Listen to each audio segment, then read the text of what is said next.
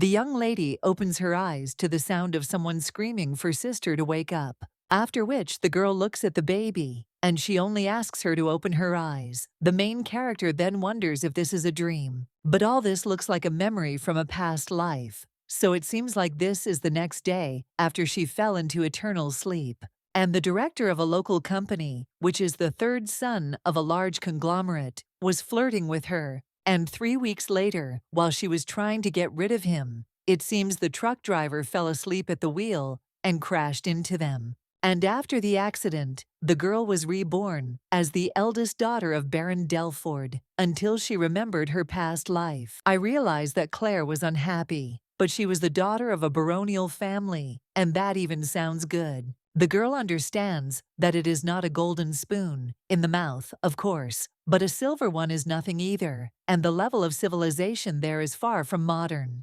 And of course, she doesn't have as much fun there as in the old world, but she doesn't have to work, and that's the fate of the nobility. The girl also thinks that she could live like this and not deny herself anything for another 30 years. Well, now, the girl suddenly hears someone addressing her as a sister and asking if she is okay. The girl then thinks that Claire should have hated Eliza too, simply because she is no longer the only child in the family. The girl had beautiful blonde hair and blue eyes that looked like gems, which Claire envied so much, and just because Eliza was born with all this, her sister hated her. And yet, now the girl with tears in her eyes claims that she called so loudly and wonders why her sister did not wake up. The main character realizes that this is a dream about the day when memories from her past life returned to her. And when the lady with red hair woke up, she immediately hugged her sister, and the blonde with tears in her eyes claimed that she thought her sister had already lost her life. Claire realizes that, to her, Eliza was a child who needed to be taken care of. And also, as a child who had no one to rely on, after her parents had fallen into eternal sleep, she had no reason to hate this girl. A little while later, the young lady claims that she is alive. Well, then someone turns to her and claims to have figured it out and asks why she doesn't open her eyes. Then the young man addresses her by name, and the main character asks what he is talking about. Then she turns around and asks if it is Sir Eric. The young man then asks if she is awake, and the girl only reaches out to him to test whether it is real or not a dream. The guy then tells the young lady to take a deep breath, and then the girl realizes that this is all reality, and she is also surprised. She immediately screams and jumps out of bed. However, the young man immediately wraps her in a blanket and tells the young lady to cover herself. However, the main character screams that he himself is naked, so what difference does it make? The young lady also thinks that she has something to cover up. Well, then the young lady notices how the guy has tensed up, and in shock, she thinks that she can't believe it. And then he asks how this happened. The young lady understands that it is Erich Klausner. He is a senior student at the academy where Claire studied, and also the Duke of the Klausner clan. The young lady is unfortunately the daughter of a simple baron, and now she is not interested in handsome men and directors at all. Erich is an elegant northern nobleman and a cold type. He was not interested in other people, but he hated Claire, and the young lady understands that they never had mutual understanding, and they also often quarreled, but that was 3 years ago. The student days have long since become just a memory, and the young lady realizes that Claire is very beautiful and quite sociable, and somehow they decided to have a few drinks together, and then they went to rest on the second floor, and the young lady realizes that she felt it. Although she remembers very poorly, she definitely liked it very much. At this time, the guys ask if she really forgot everything, and the young lady replies that not all, and she remembers how they did it, to which the young man says that it is understandable, and the main character asks him what he's talking about, and whether he really acted like a wild animal last night, and is now playing the victim. The guy then apologizes and claims that he shouldn't have drunk so much. The main character then claims that it's going to snow tomorrow. Erich is a little surprised and asks what she is talking about. And Claire replies that he apologized to her and last night was a mistake. The young man replies that he didn't do it on purpose. And the main character claims that she can say whatever she wants, but she's still to blame for the dinner, and she can also apologize if he wants. The guy then asks if it was a mistake. Claire asks if he really wants to push it all onto her, after which the girl says that, okay, and it's only her fault that this happened. However, the young man wonders if she just wants to forget everything, to which the girl also asks, why make a mountain out of a molehill? Well, the young man claims that this is important and wonders if they will pretend now that nothing happened. Claire then wonders why he keeps asking such stupid questions. The girl then asks if it wasn't a mistake, what does he want? And also, do they really want to take responsibility? The young man is silent for a while after this, and then answers that the girl is definitely a Southerner from a family of simple defense, and not at the same level as the Klausner family, and he will have to come to terms with that.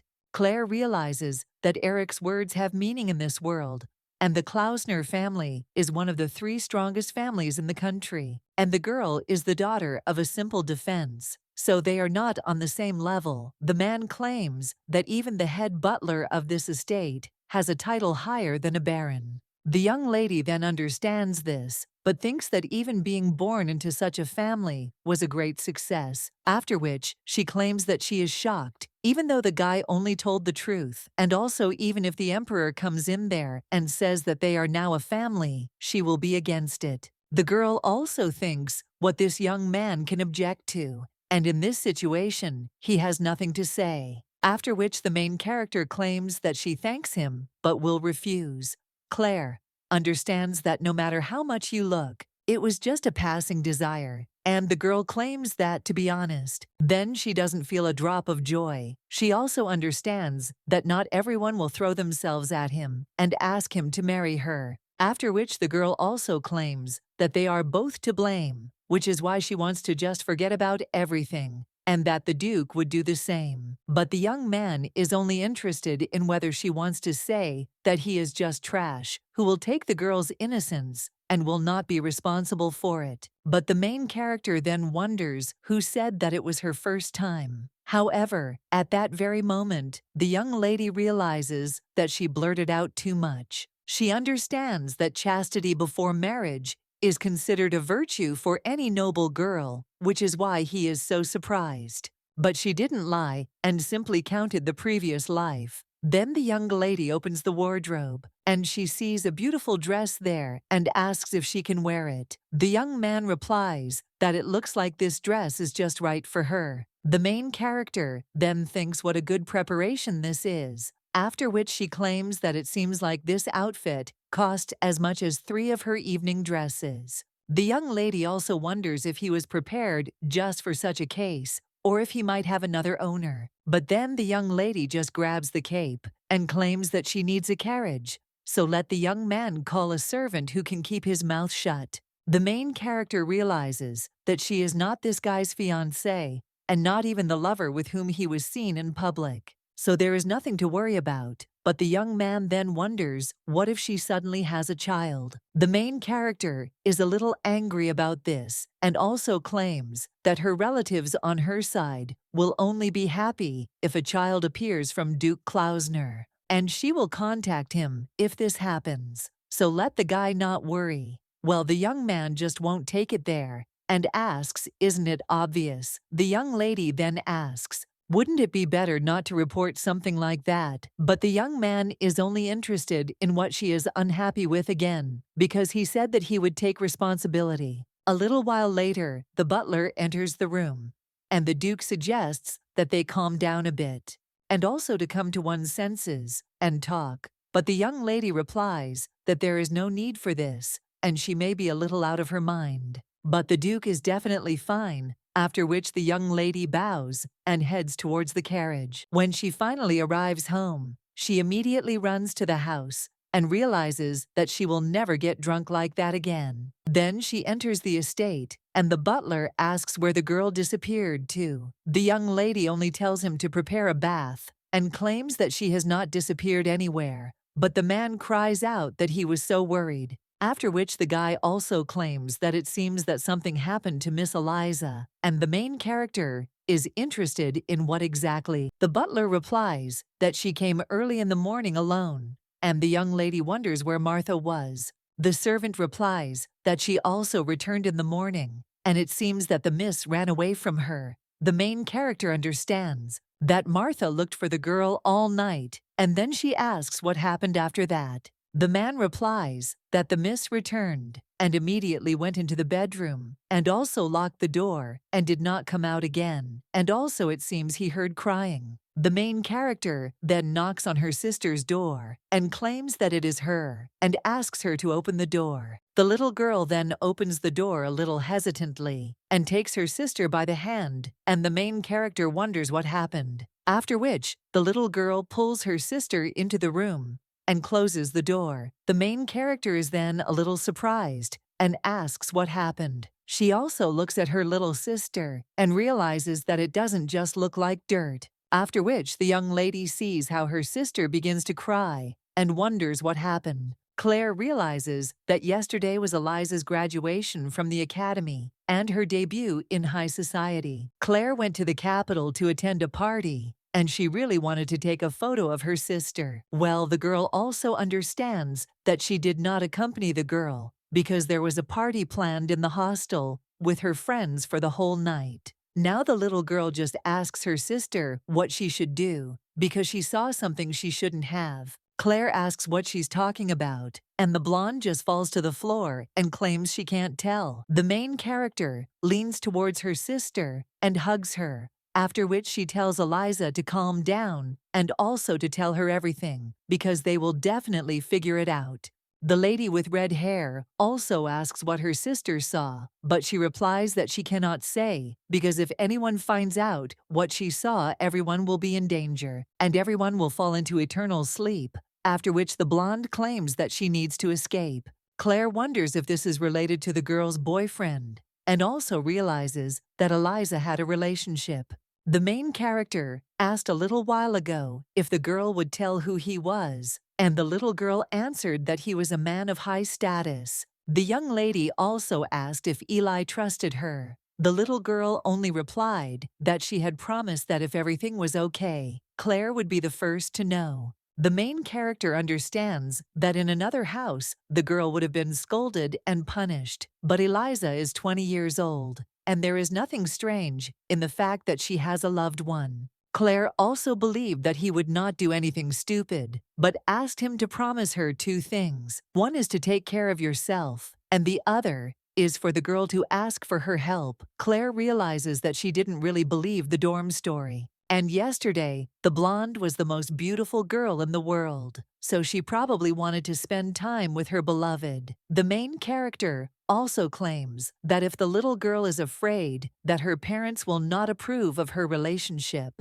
but the blonde then screams that no, after which she claims that this man has fallen into eternal sleep. A little while later, the main character is already leaving her sister's room, and the butler turns to the lady and asks if everything is all right with the lady. Claire replies that she is sleeping and everything is fine, and also that something really scared her yesterday. So let the man bring warm water because she needs to wipe her face.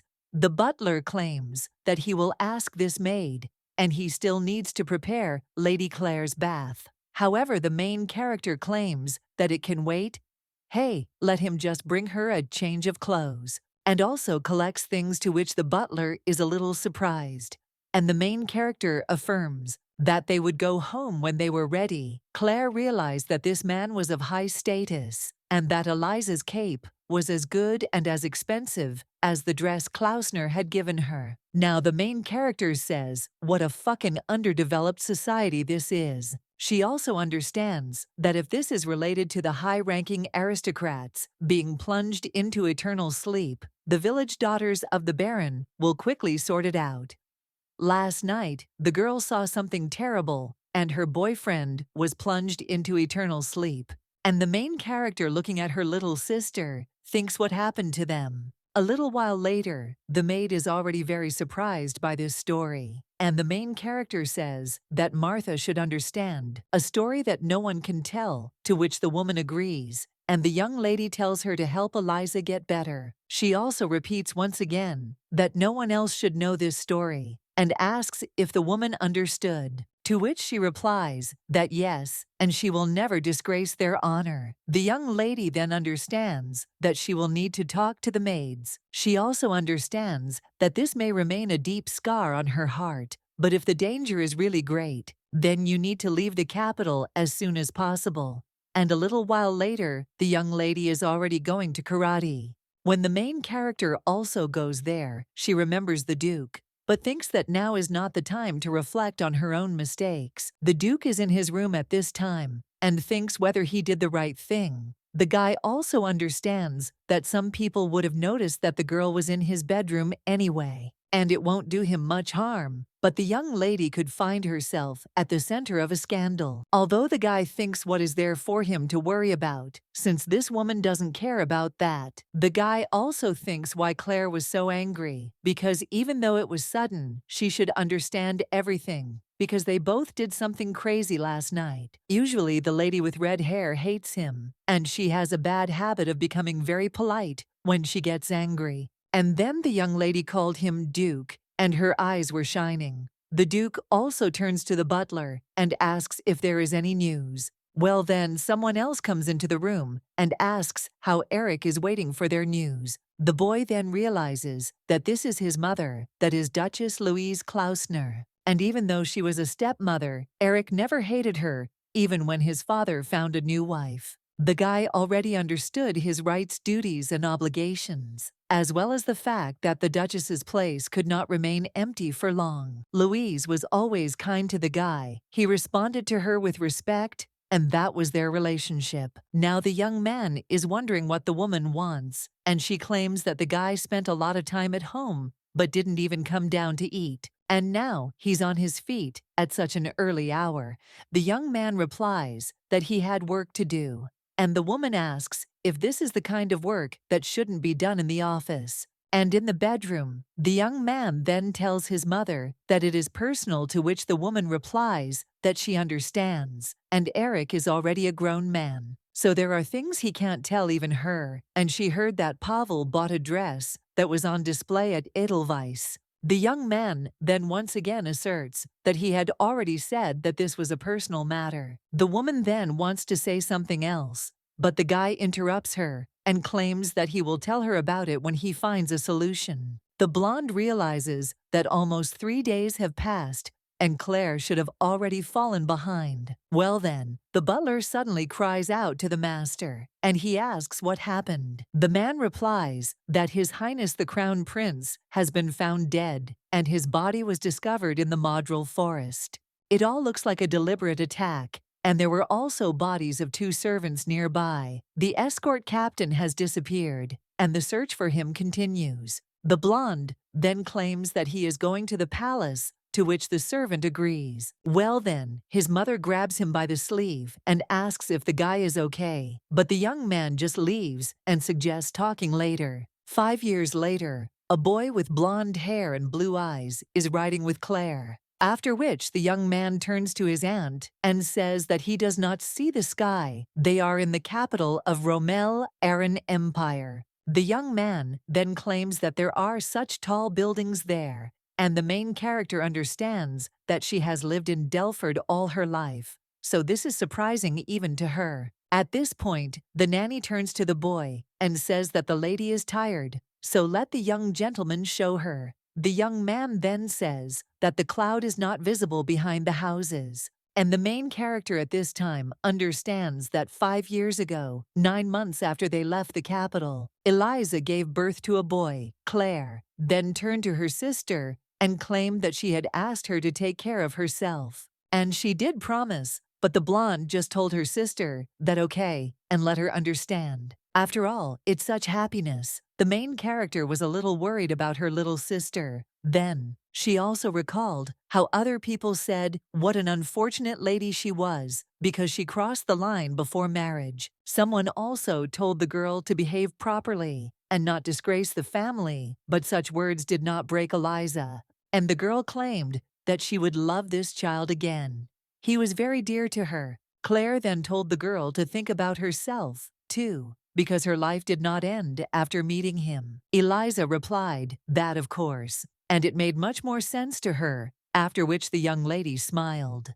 And she asked if her sister would help her, and that this would be her only nephew fallen, and let her treat him well. The main character then thought how she could not love this child. And even when Eliza sank into eternal sleep, giving life to this child, the girl could not and did not want to hate him. And in her previous life, her friend boasted of hundreds of photographs of his nephew. The main character also thinks that this is not her child, but he is beautiful, and this is not because she is his aunt, but for objective reasons, and this boy's mother was very beautiful. But in any case, now we need to think about something else, because the girl is going to the capital to make Elliot her successor. However, after a little while the young lady already becomes depressed and understands that there are only problems there. After all, the noble lineage needs to be protected, and the rights of the spouses preserved, and even the adoption procedure is all incredibly complicated, so she had no choice except to go to the capital herself. But Elliot would have had to go to the academy anyway, and the problem could not be avoided forever. But the girl still thinks that everything will be fine, and 5 whole years have passed. The assassins had long since been found dead, and the case had reached a dead end, and there were no connections left with Delford. The effects of the Crown Prince's eternal sleep should have worn off by now. At this time the boy turns to Martha and tells her to look because they sell clouds there. And the main character understands that now it will be a good experience for the child. Martha claims that Rothenburg is one of the largest cities in the world. They then stop at a hotel called Innenhof. The man there claims to be honored to meet them, and he is also the manager of the hotel. But at that moment a boy jumps out at him, to which the man is a little surprised. The main character at this time turns to the young man and asks what to say when you crash into someone, and the boy apologizes to his uncle. The man answers the young gentleman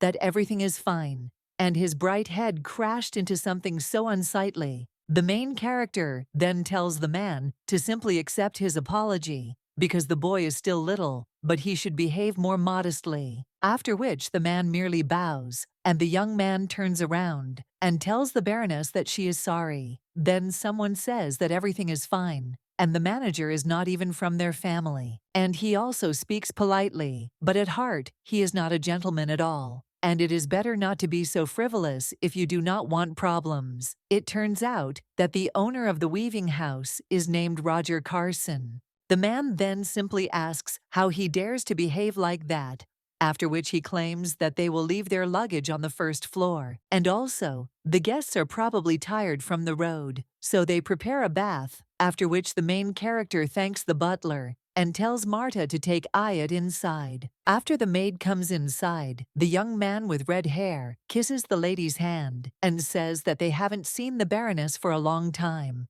The main character asks if he has something urgent, but the guy only asks if he can't even say hello if it's not on business. Claire claims that it's annoying, and the young man says that if he doesn't even say hello to the aristocrat who owns 51% of the business and is his best buyer, then will be a worthless trader. The main character then says that it is true, and the guy claims that the Baroness is highly respected in their company. The main character understands that 4 years ago, weaving related to textiles underwent strong changes. Looms had improved greatly, although the work of rolling back and setting up stencils still had to be done by workers. In times when everyone was very prejudiced, Delford family agent visited the weaving shop and looking at the fabric, realized that it was of very good quality, and it is produced faster and without errors. Roger dropped everything and immediately went to Delford, and there he saw a weaving machine that was almost completely automated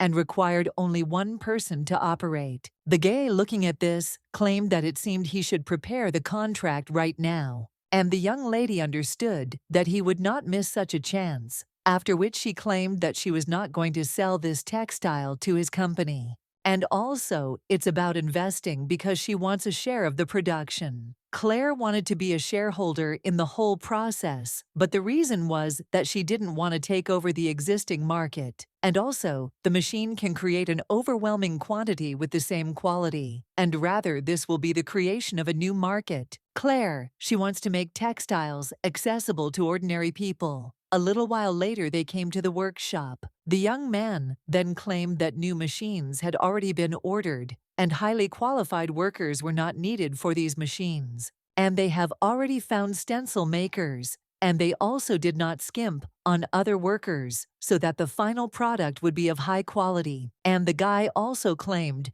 that a train station had appeared there. The main character realizes that Delford is located right in the center of cotton crop cultivation. And nearby, there is a town known for its spinning industry. So the young man asks if the lady thought it all through from the start. The main character replies that she chose the location for the railway station when she was not yet 10 years old, and she can't stand the smell of trains, after which the young lady asks if it's hilarious. However, the young man wonders if she really understood at that age that she needed to take control of the transport capacity. Then he asked what the young lady was talking about. The young lady then claims that they did a great job and that it was not a problem, and also asks how much she can invest. The young lady also claims that she is their main partner and asks if they are afraid of losing her, and the young man replies that it seems the girl misunderstood him and that it is not worth interfering with because he really likes Mrs. Claire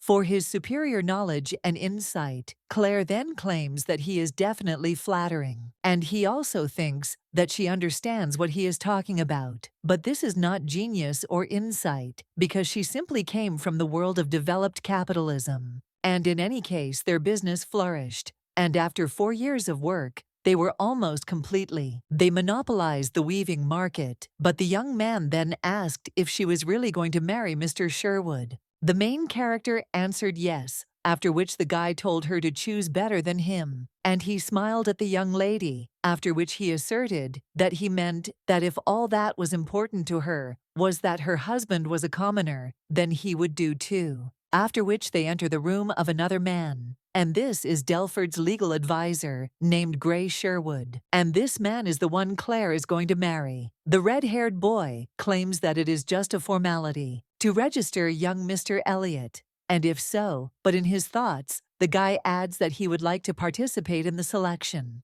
The butler at this time is only angry and wondering who this bastard is that is trying to flirt with their baroness. And the young man with red hair claims that a man who knows the baroness so well would be perfect. Well, the main character then claims that people say that if you sit down, you will want to lie down, after which she asks if he is going to become a nobleman with her help, because he earns a lot of money, after which the young man thinks that he agrees to be a lover. Then the guy says that if the lady is not against it, then a marriage union is possible. However, the main character interrupts him and also asks what other alliance they are talking about. However, Gray claims that he thinks the conversation is already over, after which he covers the young lady with himself and thanks the guy for leading the baroness. The main character then looks at this guy and also remembers something and claims that she needs to rest, and they will also talk about the trade union or whatever later. Then the main character says goodbye to Roger and also asks where Martha is, because they should have arrived already. The butler replies that the young gentleman is already asleep. Hey, the young lady asks why these two suddenly quarreled, because she immediately understood that it would be like this. Roger at this time is just angry and cursing that damn Gray Sherwood. Meanwhile, at Duke Klausner's estate, someone claims that the Duchess has spent over 1.5 million gold on clothes this month. However, his master tells the guy not to exaggerate, because any lady's clothes, this is her pride, and should not be the subject of conversations between men. The young man also claims that he told them to leave her alone, but one of the servants then cries out that only 9 months have passed, and she has spent more than 10 million and is already approaching 20. The guy understands that with that kind of money, he can buy a small territory and a title. But now he asks what the problem is. And also, did it somehow affect their budget? The young man understands that the ducal family is very rich, and they own the largest coal mine in the empire, where there is also a lot of iron, copper, nickel, and other materials, and even oil. Without industrial development, the northern lands were considered simply wastelands. In fact, the treasures were simply buried underfoot. These are now this area developing faster than all the country. And now the servant claims that no, and it also didn't affect the budget, because if the Duchess had simply bought a dress and jewelry for that amount, he wouldn't have said a word. But she resells them through the Marquis of Belf's merchants, who are her family. And that's where the problem lies. So the man asks if he wants to do anything. And didn't he also say that he wouldn't help them? The young man then realizes that last year the Marquis's family had taken on debt and wanted to start a textile business, but it went bust. The biggest loan they had was $50 million.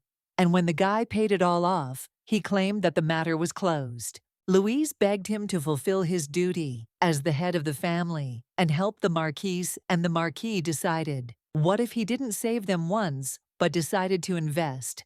And such a talentless person who is forced to sell territories in order to pay off debts should rather sit quietly and do nothing. The guy didn't think about them anymore, but it was obvious that the Marquise's situation would only get worse. And now, the servants turn to the master, and the blonde just sighs and also thinks how many problems there are, after which he claims that he has nothing more to add. And even if she sells things to help her family, he will not do anything. But one of the men argues that this is unfair to their competitors. The Duke asks if the guy is talking about the cloth merchants. One of them replies that yes, he thinks that the gentleman knows about them, but he also asks if they will still ignore it. After which the guy puts down his pen and claims that the Marquise is in any case. It will be trampled, so they cannot worry that the woman spends only on a dress and jewelry, because it is her personal business. The young man also understands that he is betting on the one who can win, but the Minister of Finance is right, and it is unfair. He would definitely want to apologize if their opponent was someone else, and maybe even send an official letter. But he knows who their competitor really is, so he's not going to interfere. And he needs to forget this lady, and he can't apologize to her for this. Eric also realizes that they have started using new machines for weaving, and thinking that no one else can keep up with, as well as careful and precise work. And the wide distribution of goods is all in Claire's power. The young man also understands that this girl loves money. But she once said that she was different from him, who is a man with a golden spoon in his mouth, and she has a silver one or something like that. But the young man understands that he has no intention of looking for a woman who hates him so much. That day, 5 years ago, when he had to rush to the palace because the crown prince had fallen into eternal sleep, he wrote her a letter but never got around to sending it. Well, the young man thinks that it would probably be even better this way, because a lot of rumors would start spreading. If he suddenly proposed to her, and then she would just run away. Although he still doesn't understand something, and if this girl hates him so much, then why that night she behaved this way, and he can't understand it. A little while later, the young man comes out of his office and understands that he needs to talk to his mother. Well, then someone immediately shouts to the Duke and claims that he has urgent news. The blonde tells the servant to calm down and asks what happened, but he breathes heavily, after which he screams that the woman has returned, and he met her by chance at the hotel. But the man asks who he is talking about, and the servant replies that this is the same one, and asks if the gentleman remembers because he bought an expensive dress for her 5 years ago. He also claims that there was a child with this girl, and the gentleman asks what the guy is talking about, after which he replies that the boy looked about 4 years old, and that he was a handsome young gentleman, with hair the color of golden thread, and he asked the hotel staff, but it seemed the girl had not yet gotten married. A little while ago, the maids were whispering among themselves, and one of them asked what had happened. The other answered that the boy had been caught red-handed because he had been stealing and reading books. Another maid asked how this happened and whether the boys would punish her, but the other said that it was true. It didn't seem like they were angry with him, and the man at that time claimed that the boy had confessed to what he had done, and he believed that smart people should be useful. After which, he asked what the guy thought about getting a good education. This boy was Gray Sherwood, and he was Claire's childhood friend, who he was always at her beck and call. When the young man grew up a little, he was introduced as a student who had received a scholarship from Baron Delford, and soon he graduated from the Imperial Academy with honors and was also allowed to build his own career and earn the capital's reputation. The girl also told her parents that in any case, she still had a lot of business in the capital that needed to be dealt with, and she believed that they needed a good lawyer to manage Delford's affairs. Well then, the man asked if the guy could handle this wind. A country bumpkin is a country bumpkin, and Claire says that, to be honest, I think it will improve 30 times. The main character also claims that the more famous he becomes, the better for Delford, who sponsored him. Well, the girl understands that the main reason is that with the development of the industry, various types of contracts began to be concluded more and more often, and the number of lawyers grew every year. Everyone wanted to be the best, but Gray won, which even Claire did not expect, even now. The guy is a super lawyer after Claire's parents fell into eternal sleep. At the funeral, she read a sheet of paper that stated that he was not one of those who forgets about the help he had given. After Claire's parents were put into eternal sleep, Gray immediately decided to return to Delford. But the main character wrote to him to stay in the capital because her parents are no longer there, so she needs her own person there, and if something urgent happens, she will ask him for help.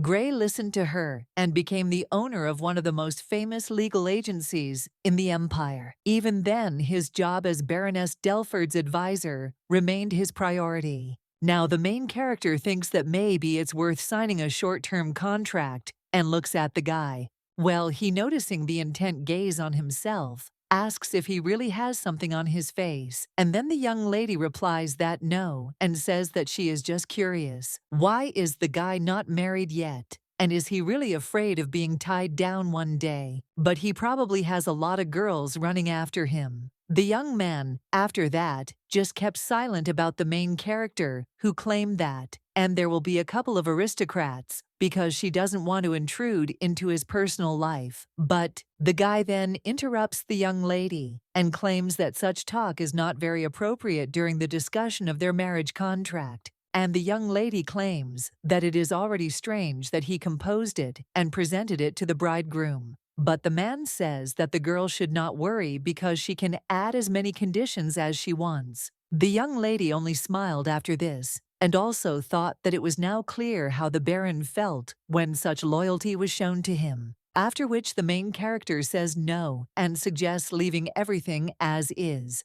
The young man only asked if she would ask for advice from another lawyer. Well, the main character replies that she believes that he will never deceive her, but she herself understands that in any case this is a fictitious marriage, and she has no desire to keep men on a leash. In this era, especially for aristocrats, marriage is just a union of two families of the same social class, and she still hasn't understood what the point of such unions is. After all, if you love someone, you want to protect these feelings at any cost. But the girl doesn't think that this will ever happen to her, because if one day she opens her heart even a little, then she will have to deal with the consequences for a long time. But the girl thinks what's wrong with continuing to live with a silver spoon in her mouth. Or maybe it's her fault that she was born a noble woman. But even though noble blood flows in her veins, she wants to live a simple life just like her ancestors. But then the young lady remembers how the blonde man claimed that responsibility must be taken. Now Gray turns to her ladyship and asks if she is listening to him. But the main character then only thinks why she remembered this face, and her imagination was running wild, because even though the guy looks good, his behavior is disgusting. Gray claims that he can come another time if the lady needs to think, but the girl replies that no, and she is just worried about him, and they both need to weigh everything again. Also, the guy cannot waste his time on this stupid marriage if he does not want to. Well, the young man replies that he is the best fit, and the main character understands that he is right. After all, this marriage is needed to help Elliot legally become the heir of the Delford family. And since marriage is a union of two families of approximately the same social class, this guy is the best fit. She also needs a man who understands and accepts her decisions, and someone who cares about the Delford family. And also, a stepfather for Elliot, with a good reputation. So to sum it up, Gray is just perfect, and he matches all the parameters, but she doesn't want to ruin his life because of this. She also understands that the guy wants to repay the debt to the Baron, and will accept any help for the family. The young man at this time claims that the Baron always said that one should not overdo it with gratitude. But he also claims that it was thanks to them that he was able to climb so high, so he wants to do everything to repay the debt. The main character understands that her father really gave the guy a chance, but that's all. Gray has earned all his achievements and merits through his hard work and perseverance. But the young lady is worried. The fact that this is an unfair contract, and she gets all the privileges and can break it at any moment. Gray, however, claims that, as the girl said, this is a very important decision, so it is better to give each other a little time to think. But the main character replies that she is asking for this time not for herself, but for him. And she is not at all against this marriage. And she is still a noblewoman, even though she is a baroness. Well, the young man then replies that this is not the case, and takes out a box and then opens it. He also places it in front of the young lady and asks if he will be able to call her by name if he becomes her husband. The main character looks at this ring and then turns to Gray. But at the same moment, someone knocks on the door and also tells her ladyship that he has an urgent message. The main character then tells him to come in, after which the young man hands her the letter and claims that he was told that it could be left unanswered. The main character looks at this letter and understands that it is from the Duke. But the girl still thinks, what is the point of this secrecy if his subordinates know about everything? However, when the main character opens the letter and reads what is written there, then he gets shocked and asks if he has gone crazy. The young lady understands that it says he will arrive in 30 minutes, so she should be ready. The Duke is heading off in his carriage at this time. A little while later, the guy asks if his interlocutor wants to tell him that he can't get out of the carriage and needs to leave. The other guy replies, no, after which he apologizes and calls Eric his highness. Well, the blonde just claims that he is not a member of the imperial family, after which the servant apologizes, and the Duke only turns to him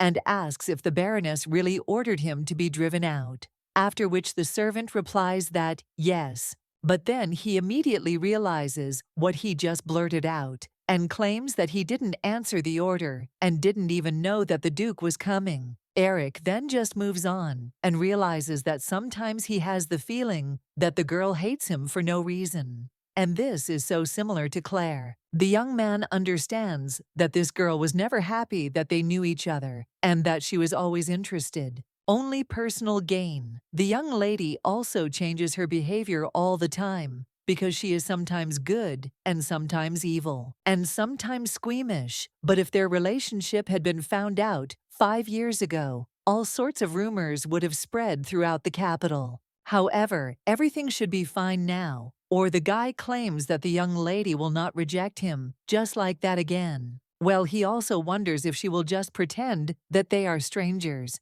But when the man moves on, a boy suddenly crashes into him. The nanny immediately turns to the young gentleman and claims that she asked him not to play in the living room. The Duke looks at the young man at this time, and he then bows and apologizes. Eric says that everything is fine, after which he picks up the ball, and he asks what the boy's name is. The young man replies that he is Elliot, and the man asks how old he is, to which the boy replies that he is 4 years old, after which he asks what his uncle's name is. The Duke replies that his name is Eric, after which the young man asks if he can give the balloon. because it is his best one. The man agrees to this, but asks if the boy is the son of Baroness Delford. The young man then asks if he really is. He knows his aunt, after which the Duke asks if this girl is the boy's aunt, and he answers that yes, but wonders how the uncle guessed, because he was never told that they look alike, and usually they say that he looks like his mother. The man then answers that he simply guessed,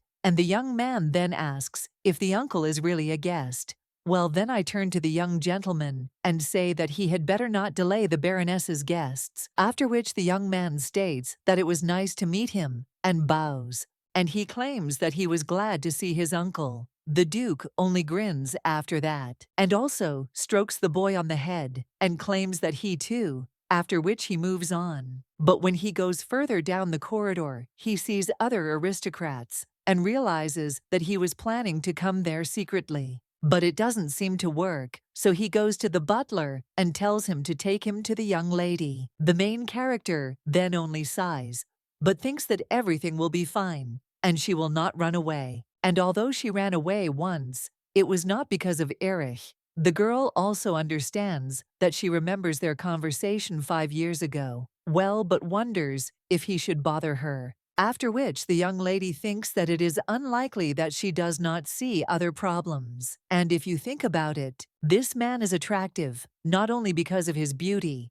but also because of his character. But the problem is most likely in his golden spoon. She could have been a special person for him, but the problem is the difference in families, and also no one will listen to a woman, which they are by status, and the girl is well acquainted with prejudices, as well as ridicule without reason, and she does not think that she could live peacefully in such a situation. The girl also recalls how the Duke claimed that it was because he had to be an example for others, and the young lady realizes that this is precisely the reason. Then someone else turns to the young lady and asks if she is nervous. The girl then asks if he is talking about nerves, and Gray wonders if the Duke is not connected with the Marquis of Belf. These territories of the Duke are the second in the empire after the capital, and also their weaving business is not developing well in the north because of them. The main character then says that it is clear,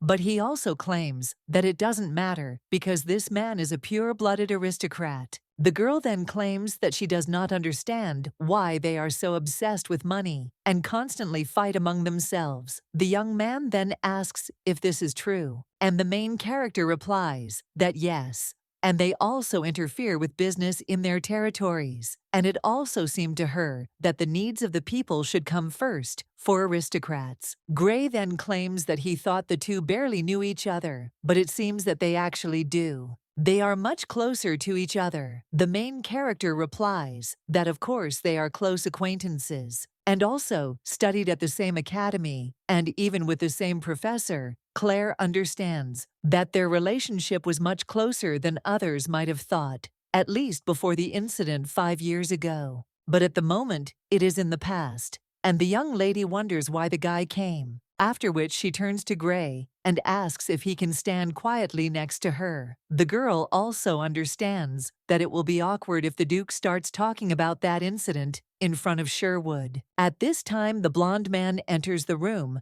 and addresses Claire. The main character is interested in what happened and says that he looks angry, but he only wonders if the girl has any idea or if she will continue to pretend that nothing happened between them. Claire then tells him to first explain what he's talking about, and they haven't seen each other for 5 years, and she also can't read minds. The girl also understands that Eric usually behaved with restraint with her because he is a noble aristocrat of the North who is famous for his discipline and cold attitude. They had fought before, of course, but this was the first time he had shown anger so clearly. At this time, the young man asks if the girl is really that boy's aunt, and the main character asks what he's talking about, after which the Duke claims that he didn't care how badly they sometimes treated each other, but he always considered the young lady a responsible woman. But who would have thought that she would be so irresponsible towards her own child? At this point, Gray steps between the two and apologizes for interfering,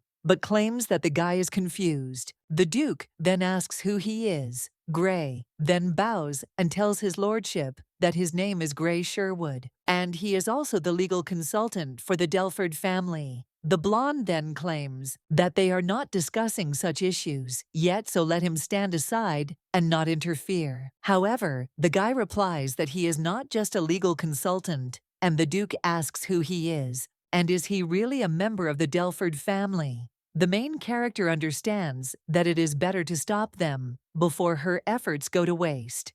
And Gray is not a simple consultant because they can soon become one family. Discussing this in front of the Duke would be a bad idea. After which the young lady only tells Gray not to interfere, and he wants to object. However, the main character tells him not to worry because everything will be fine. The young man then merely nods and bows, and Claire turns to the Duke and claims that it seems he has misunderstood everything. She also states that she understands that it may seem different, but Elliot is her nephew and their son. But the Duke only tells the girl to look at the boy's face, because then everything becomes clear, and the man asks how one can lie so brazenly. Claire replies that he has golden hair and blue eyes, but she is not lying because he got them from her sister. However, the man claims that this is not all, and he is also sure that this boy is his son, after which he asks the girl to stop making excuses.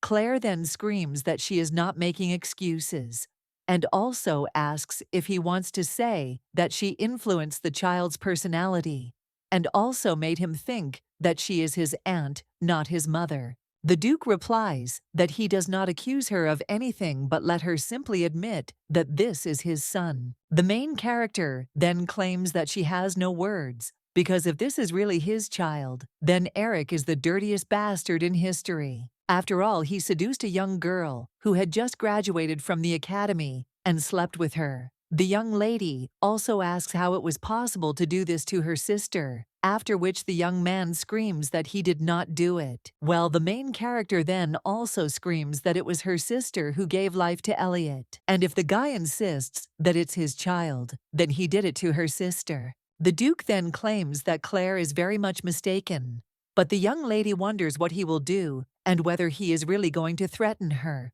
And the man claims that Elliot could become the next Duke if he is recognized as his child, and he will be the 5th-generation heir. However, the main character claims that this is her nephew, and he will become the Baron of the Delford family. So let Eric stop talking nonsense right now and leave. The cartoon then turns to Claire again, but she just lifts the hem of her dress, after which the guy says that she understands that she can't just brush him off, and he can't just abandon his child like that, and he also deserves to know who his real parents are. And then the main character says, what a man can do to start is show evidence and also find the right use for his talents and influence, after which the Duke puts his hand on his face and claims that he will return when the Duke finally leaves. The young lady claims that this man is driving her crazy. She also understands that 5 years have passed and wonders if it is really that hard to agree with her, at least once. And she also knows that Elliot is not her son, and it will take him 10 days to find out. The girl, of course, would like to just show this idiot a genetic test, but this society needs to go through 2 or 3 industrial revolutions to reach this level of medicine. So the young lady understands that she will make him apologize the next time he comes.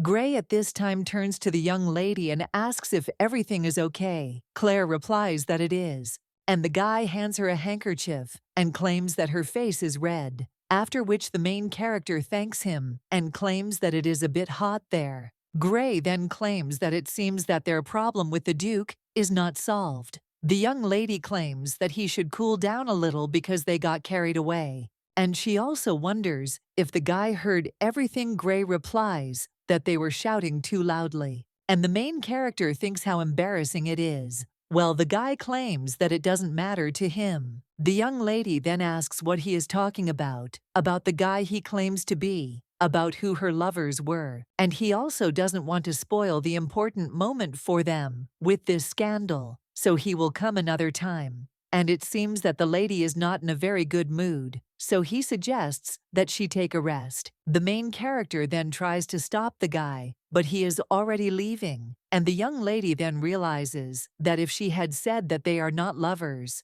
that would sound like an excuse and would raise more questions. So you could say they are lovers, but that's not true. Then the young lady sits down in her chair and sighs. She also covers her face with her hands and asks Eliza to give her the strength to cope with everything.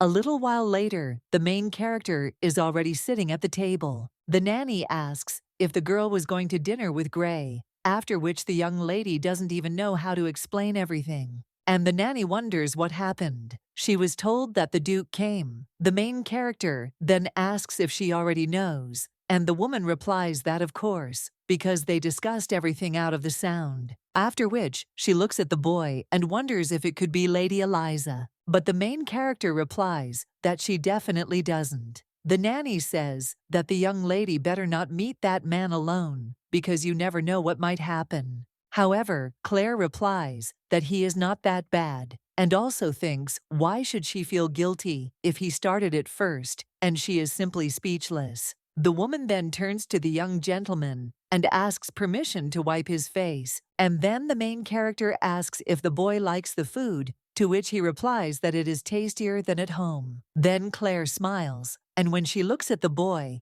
she realizes that she and the Duke are really very similar. She hadn't thought about it before, and she wasn't sure who Eliza's lover was. Well, it was definitely some nobleman of Rommel.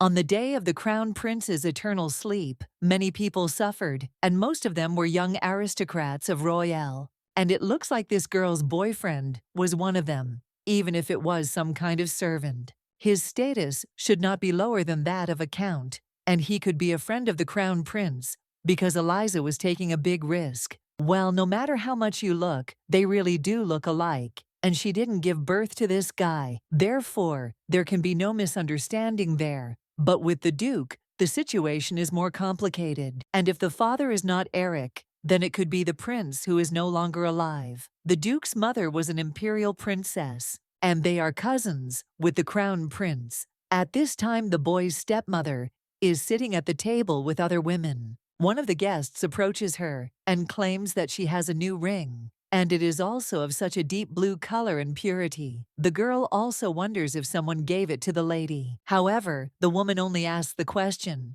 who would dare to give such a luxurious gift to an unmarried woman? Another girl asks if these fabrics are from the new weaving house, because they have been very popular lately, and they say that if you order a pattern from them, and if you don't do it by hand, you can get the finished fabric 2 months faster. And sometimes it's so tiring to wait. But her friend then tells the girl to be quiet.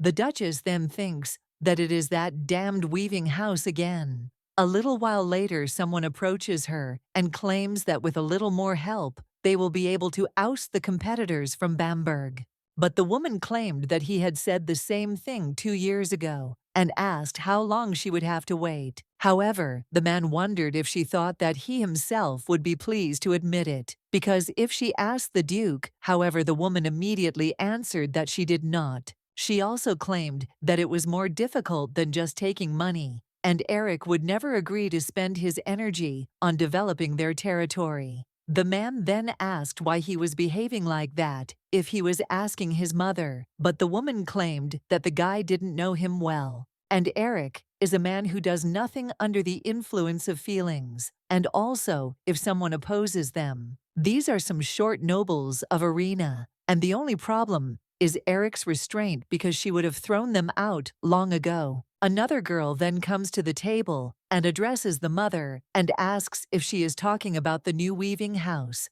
After all, some people are so stupid that they don't understand her choice, and it's better to trust her eyes than a soulless factory product. Another woman claims that this is true, and the other girl, and also says that it is true that looking at such a beautiful dress, one also does not begin to envy. Another one of them claims that in order to get this, you will have to wait a couple of months, and aristocrats must be graceful, as well as refined in the sky, thinking about how to turn up their noses in front of the highest nobles. The Duchess then smiles and the blonde turns to her mother and tells her to try the cookies. After all, it is not only similar in appearance, but she was so surprised by the taste. The woman then takes one of them, and she understands that she usually doesn't like children very much. But if you ask who is the most beautiful noblewoman of the empire, almost everyone will call this girl by the name of Heiress Schneider, even though she is not as beautiful as she was in her best years. But the woman admits that this girl is not lacking in popularity. The family of Count Schneider, these are fallen nobles from her mother's side, and now the problem of choosing a bride for Eric is at hand. And he has a cousin who is Princess Bettina, but nowadays it is customary to avoid such marriages. And then heiress is not the worst option. And also reputation and beauty are as important as noble birth. And their families have been friends for a long time. But Eric is not interested in anyone in any case. Therefore, he will agree with any of her choices and will be reluctant to give up the ducal house into other hands, so it's time for her to fulfill her maternal duty. And also, the guy may be a little stupid, but she will definitely listen to her, and the count's daughter will not dare to contradict her. At this time, another woman says, "What a beautiful diamond it is." And raising sons is so hard, so she hopes that the Duke managed to choose a suitable lady. Another aristocrat claims that even if you get married and have a child, you will have an ideal family. And now it has become commonplace to marry dancers or singers that you meet by chance, and then there is also a child. The Duchess is then shocked. And one of the aristocrats then asks if she has heard the rumors, because the girl thought that she already knew. After which, she apologizes and claims that she expressed herself incorrectly because it seemed to her that the Duke will sort out his illegitimate child. The woman only rises from her seat after this and asks her to forgive her. Then she goes down the corridor and thinks what kind of illegitimate child this is. But this simply cannot be, and she does not understand where Erich got an illegitimate child from. Then she calls the maid, and she comes and asks if her mistress called her. But the woman only slaps her, and then asks if she knew that Eric has an illegitimate child. The maid then turns to the lady and claims that it is just a rumor, and the Duke could not have done such a thing. However, the woman then hits the maid again, and a little harder, and also tells her to stop talking nonsense and find out the details. After which the girl agrees with the lady. The Duke is in his office at this time. He also remembers how he spoke to the young lady and realizes that he shouldn't have yelled at her like that. And Claire has always been like that. She knows how to get him mad, but he thinks how can he hold back? After all this, Boy could be his son, and he also knows that the girl is not the one who will lie without reason. And he has already sent a secretary to Delford, but he simply cannot sit and wait, after which he asks one of the servants what the children like on their days. The guy replies that his son liked bronze soldiers when he was 5 years old. And the man asks if this is really so, after which he thinks that maybe he should go and buy it. But it's better to do it in person, so as not to just give it away, but to give it as a gift. After which he asks which toy store in Rothenburg is the best, to which the guy replies that this store is called the Swan Queen's Nest, and the Duke claims that then they go there too, which the guy agrees, and claims that he will show the way. A little while later, they drive up to the store and see children there. The Duke then goes inside and realizes that it is immediately obvious why there are so many children there. After all, there is a beautiful flower garden outside, and the decor inside is also excellent, and such a place is worthy of being called the best. After which, the Duke notices something, and when he turns around, he sees Elliot there and is a little surprised. The young man then immediately closes his mouth and shakes his head, and the servant turns to the Duke and tells him to be quiet. After which, the Duke also shows the boy that it will be quiet, and he laughs. Then someone else comes up behind them, and it turns out to be the main character. The girl also wonders why the Duke is there, and also wonders if he has seen Elliot. The man then replies that no, he didn't see it, and the boy is around the corner at that time. The main character then asks where he went, and Elliot smiles and realizes that she can't find him. Then the young lady turns around and starts looking for the boy again. And when she leaves, then the young man thanks his uncle. The Duke then asks if they are playing hide and seek, and the young man replies that they are, and also asks if the uncle is a friend of his aunt. The man then thinks whether the guy is talking about him as a friend, and also thinks whether he really has friends at all. And these must be people of equal status, which means a prince or other dukes, after which the man thinks whether he can call Claire a friend, not because she is the youngest in the academy. After which the Duke replies that yes, the boy is a little surprised, and also claims that then it is not good that they lied to each other. However, the man claims that he was hiding another friend, to which the young man replies that they were not hiding bad things. Eric replies that they were just playing hide and seek. The young man then smiles and asks if they are friends, then to which the man replies that he doesn't know. After all, children usually don't want to be friends with adults, but the young man claims that his uncle deceived his aunt for his sake, so he will believe him, after which the young man extends his fist to the Duke, and he only sighs, and she extends her hand in response. A little while later, the main character already approaches these two, and asks if the Duke is still there. The man replies that he is, and the young lady then looks at him, and she understands that since he came, will she be able to resolve their misunderstanding? The girl also thinks how other people resolve such things, and the mood is not bad now, so he could not speak. There is only nonsense about responsibility, and so on. The young lady also looks at this guy and realizes that the problem is that this is not his child. Well, the young lady then also comes around the corner near the Duke and claims to have found Elliot. The young man is surprised by this and even falls to the floor, but then gets up and with a smile on his face says that he was caught anyway. The main character then looks at the boy and then at the Duke and also wonders what they were talking about without her. Well, the man replies that he cannot betray his friend's trust and tell. The boy then says that it was not in vain that he believed his uncle, after which he turns to his aunt and invites her to play with him. But the main character is only interested in whether he doesn't need toys anymore, and that hide and seek is enough.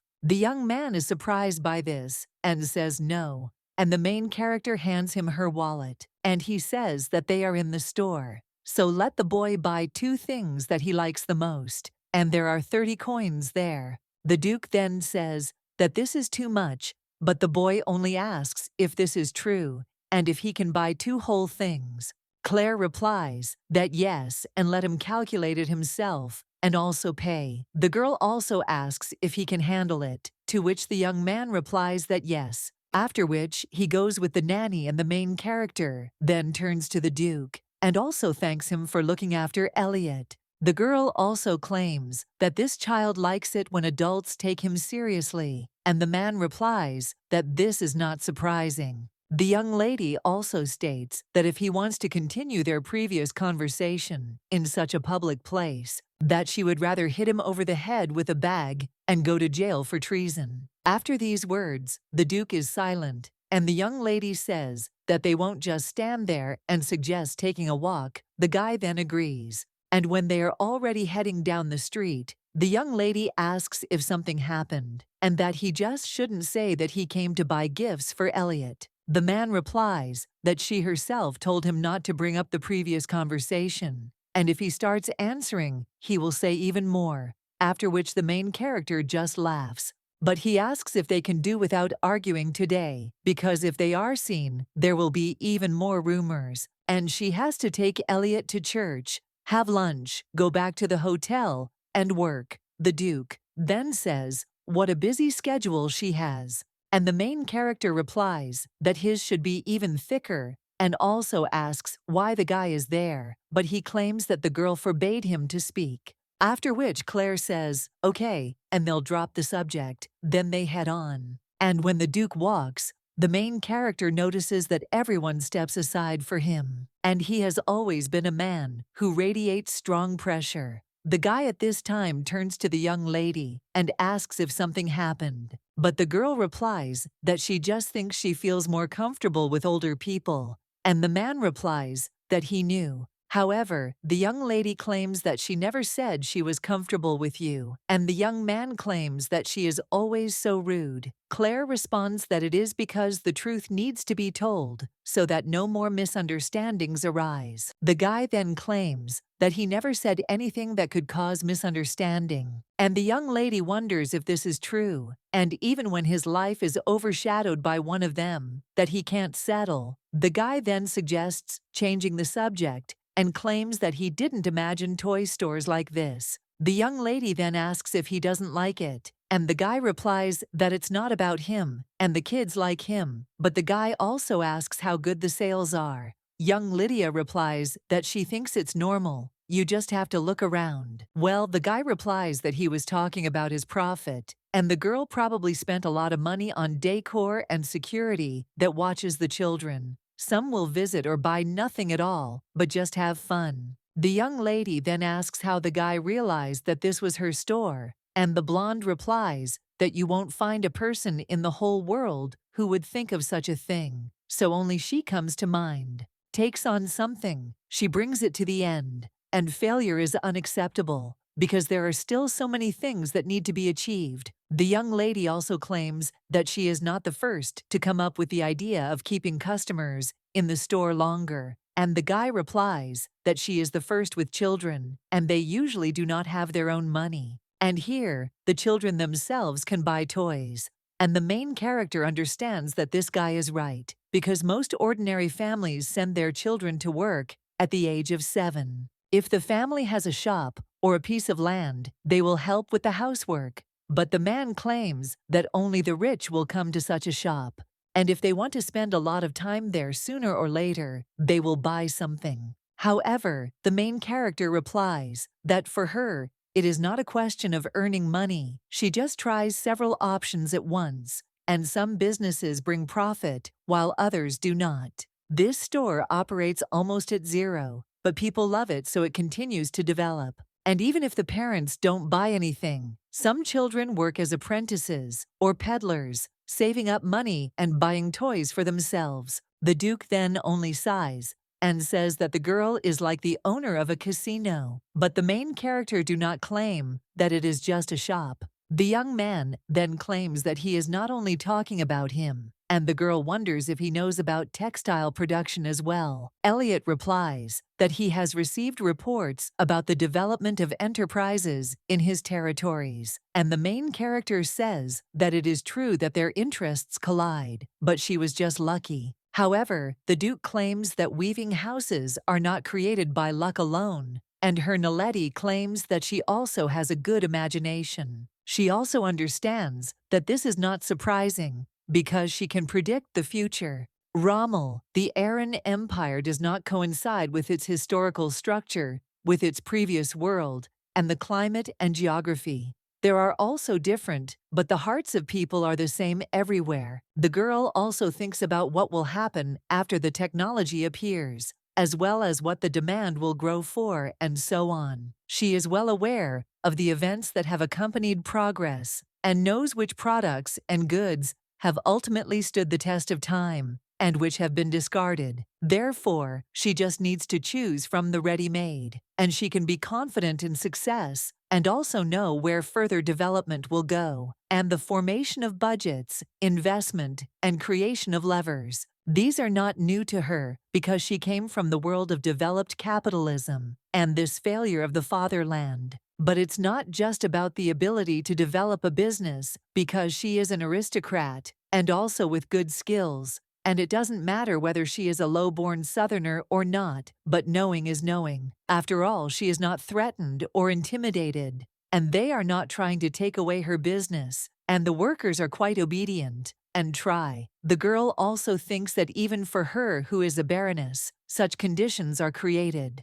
How simple everything is for the nobles of Rommel, and how unfair this world is for ordinary people. After all, even for the two of them, the laws and principles of this society work differently. At this time, the Duke asks the young lady if she is angry with him again, but she replies that she is not angry with him either, because this is a problem of the reality surrounding them, which she cannot solve. The young lady also claims that she knows the guy well, and for quite a long time. The young lady also understands that it would not be surprising if their acquaintance ended in nothing, and if he simply treated her as a lower noblewoman and ignored her, then she would think of him as a higher nobleman and would not get involved. But on the other hand, even now it is difficult to explain who they are to each other. The guy then claims that he thought the girl was more careless, but when he found out about her affairs, he was very surprised. And the main character replies that she didn't plan to try so hard, but she needs to raise a child, and money certainly wouldn't hurt. The girl also understands that on that night, 5 years ago, when Eliza returned home, scared and in dirty clothes, then the girl decided that she would make every effort to protect her family, and now she claims that she has no one to rely on, and the top guy twins, or not one, always needs money. The guy then asks the girl if she has ever thought about getting involved with him, but she says that it sounds like a huge stupidity. She also understands that she knows he can be relied upon, but the fewer people who know about the secret, the better. And he has close relations with the ruling family, and the emperor and empress are his relatives on his mother's side. Therefore, such a person cannot know the truth, and she does not want to drag him into this because she has enough misunderstandings with Elliot. At this time, the Duke turns to Claire, after which he approaches her and claims that he did not only mean Elliot. After all, he wanted to become her husband. And the guy asks if she never once thought that she could trust him. The young man also asks if she never once thought that she could trust him, and the young lady only wonders what is wrong with him. Well, the guy asks a question in response, and wonders if he really means nothing to her, but he thought so. That they are much closer than just strangers. The young lady then looks at him, a little surprised. But then he claims that even if it is true, however, the girl does not finish her sentence. How the guy takes her hand in his and kisses it, and also claims that she might have forgotten. But he wants to make her his. The main character is then a little silent, but wonders if he is again talking about correcting a mistake with marriage, and also asks how many more times she has to say that she doesn't need it. The young man then claims that he did not call their night a mistake, and that the girl misunderstood. After all, the problem was in the order of things, because he had to propose to her first. The guy realizes that he was going to do it after graduation, but there was no chance, and the girl quickly took the diploma and ran away. It seemed to him that this was a hint of refusal, but if she gave him a chance, then he would not miss it again. The main character then looks at the other people watching them and asks him what he thinks he just did. The guy replies that the rumors won't stop anyway, and asks what he gets if he tries to shut them up for her, and whether he will get her hand or a child. But the main character answers that no. But then someone else runs up to them and claims that the aunt and uncle are kissing. The main character is then shocked, and then he moves away from the Duke altogether, but the boy only says once again that they kissed. The man who carries him on his back asks how decent people can engage in such foreplay. The main character claims that he misunderstood, but the boy claims that he saw everything, after which he approaches the young lady and grabs her by the dress. He also menacingly screams that this is his end. The main character then lifts the young man into her arms and says how heavy he is. And the guy with red hair then asks the boy if he wants his aunt to get married. The young man replies that this is not the case, and the main character claims that she loves Elliot more than anyone in the world. The boy then says what a liar she is, and the young lady asks why, because it's true. The young man then claims that last time she said that she loved her mother the most, and the girl replies that exactly then she loved him the most, among all the living. The young man then says that he loves her too, and even more than his mother, after which the main character smiles, and they move on. Well, a little while later, when they are already inside the building, then the main character stops and wonders how long the Duke will follow us. Then she turns to him and wants to tell him to leave them alone, but the man only asks, "Who is this guy?" The main character understands that he is talking about a young man with red hair, and also claims that this is the owner of the weaving house. The guy then introduces himself and claims that his name is Roger Carson and he is glad to meet them. The blonde then looks at the guy and then shakes his hand and claims that he was told that the owner is very resourceful. But he didn't think he was that young. Roger claims that maybe the Duke heard comments about his father, and the young man also claims that he is the Baroness's errand boy, and he considers being chosen by her a blessing and will be grateful for the rest of his life. The main character then asks why Roger came and whether something urgent happened. The guy then answers that he is right and whispers something in her ear. The Duke just watches this coldly. Roger says a representative from a retail store in Bamberg came to see them. The main character then says that it's okay and understands that such things cannot be discussed in front of the Duke. She also understands that Bamberg is one of the largest cities in the Duchy of Klausner and the battlefield for Marquis Belf's Fra Guild, as well as their weaving house. But the girl also understands that this is not urgent news, and the red-haired boy claims that he did not want to disturb the Baroness. Claire also thinks that this is not important information, and also does not understand why the boy continues to whisper. The girl then claims that the merchant has come a long way, and a meeting can be arranged tomorrow, and Roger says that they will do as she says, and asks if they will go to the hotel now, to which the girl agrees. After which the main character also looks at the Duke and sees that he is looking coldly at Roger. Well, the young lady wonders how things turned out this way. She also realizes that Roger sometimes talks nonsense about marriage, and these are just jokes. But if we are talking about Bamberg, then a conflict may arise with him, and she does not want to quarrel with the Duke. At this time, the blonde asks what happened, and the young lady thinks what she can do if he is asking for it himself.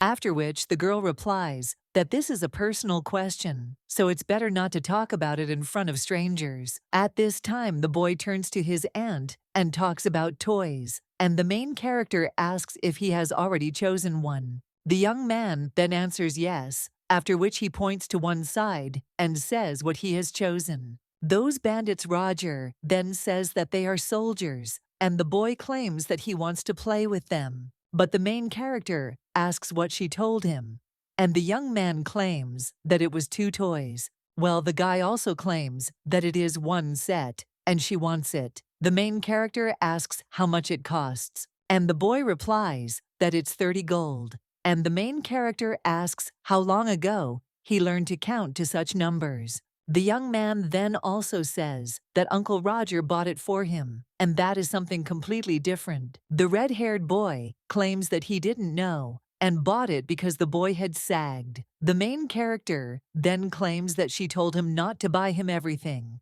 and Roger replies that it's not very expensive. The Duke then also enters the conversation and claims that they are made to be bought for children. But the young lady claims that these toys were not for sale, and she also wanted any child to be able to come and play. Claire also understands that you can't buy everything you want, and it's not about money. After this, the young man is only disappointed and almost cries, and the main character claims that she knows what she promised. But he can't allow this because this place was made so that everyone could play together. But after this, the young man only screams that he hates her and doesn't want anything else. The main character claims that they won't be able to take it home anyway and wonders how the boy is going to play with it alone. Roger then apologizes, and the young lady states that they will buy something else next time. She also turns to the Duke and tells him not to spoil the guy with expensive things either.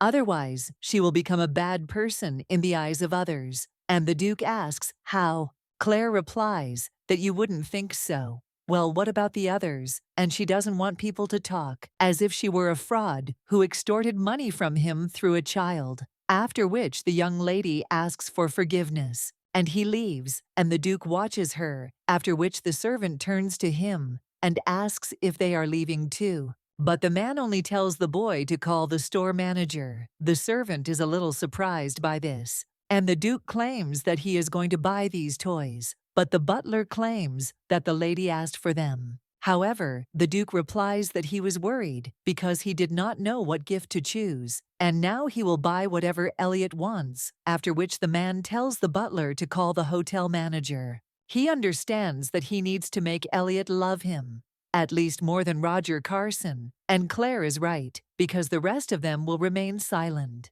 But the guy thinks who cares, because when the girl becomes a duchess, everyone will shut up, and they will beg for forgiveness on their knees. Rumors spread quickly, and it's even better this way. After all, he pretended to kiss her in front of the local newspaper workers, and this is the easiest strategy to win. But you can't relax when it comes to Claire. The Duke at this time tells the boy to find information about Roger Carson, and the servant agrees. 6 months ago, Bamberg's fabric stores started having problems, but before that, everything was fine. The Duke also understands that their patterned fabrics were not only selling well, they were selling like hot cakes. In the Duchy of Klausner, this city occupies a leading position in terms of money turnover and wealth, and the townspeople also spent a lot and enriched the shop owners. But 6 months ago, the Frog Guild of Baron Belf tried to conquer the city, and patterned fabrics began to be sold at ridiculous prices. It got to the point that plain ones became more expensive than patterned ones. And although the prices for other goods were approximately the same, people went to where patterned fabrics became cheaper. Other suppliers and fabrics tried to resist the Frog Guild, and even lowered the price for shops to almost cost, but still could not compete with the Frog Guild's reduced prices. Some shop owners gave in, and they abandoned their old suppliers and tried to negotiate with the Frog Guild, but they were refused. One of them asked to reconsider the decision, but the girl claimed that she understood their feelings. However, Roger cannot lower the price for them, and so sells almost at cost. The girl understands that they have significantly reduced the cost of production and increased the quantity of goods, but this does not mean that they are now simply collecting money under their feet. After all, they need to pay both the cotton field workers and the weavers, so the final cost is not that cheap. And it won't be possible to constantly lower the price, as Baron Belf does, because he receives money from the duchy. Here they really do collect coins under their feet, and the girl claims that they will not sell them fabrics cheaper, so that it doesn't turn out that they bought from them cheaper than cost price and sold to the guild. The man then asks what she's talking about, and the girl claims that because it is already happening. The girl also thinks that the situation is funny, and the guild buys patterned fabrics from their weaving tome, and also sells them cheaper to other shops in the city. The price is very cheap, so the fabrics are sold outside of Bamberg, and in fact she buys back her own fabrics from the Frach Guild at a price lower than she sold them. And this is money out of nothing. And she also buys cheap fabrics from the guild in Bamberg, and then sells them in other regions at high prices. And it seems their merchants still haven't understood that they buy cheap and sell expensive. Their only goal is to get rid of them in Bamberg. And the girl understands that they think that with the lowest prices, they can capture the entire market. But this will not happen. After all, the world is connected to railways, and they don't even see their value, but they still have to think about such various merchants as Hans. The girl then claims that it is not only about competition, and she will think about selling through him, not only fabrics in order to increase profits, but the man wonders if there is a chance that the Duke will help them. And the main character wonders what he is talking about. And Roger claims that he made it clear that the Duke had nothing to do with this matter. But the man claims that he does not have to repeat himself because he lives there and knows the character of his master. It's just a pretty rude question, but the guy is wondering if the Duke is shrinking. If the mother of his child asks for help, the main character then goes into shock. And the man wonders if this is true, because he read in the newspaper that it was the Duke and the Baroness. The red-haired boy only laughs after this, but then sends the man away. And he claims that he wanted to tell him something important, but completely forgot. The merchant then asks him to wait, but Roger only tells the Baroness that they will go. The main character then remains in the room alone, and is silent for a while, after which he sighs heavily. A little while later, the girl reads a newspaper with headlines about who is the real father of the boy with golden hair, and also whether the academy is a place for love. The main character then thinks that she is lucky, that in this time it takes 7 hours to draw a normal illustration, and it turns out not to be very detailed. The girl also understands that she doesn't know about the Duke, and she was drawn abstractly, but rumors still spread. After which the main character thinks that these are irresponsible bastards who are threatening. She is also glad that Elliot cannot read the press yet, but it is only a matter of time. After which the young lady opens one of the chests of drawers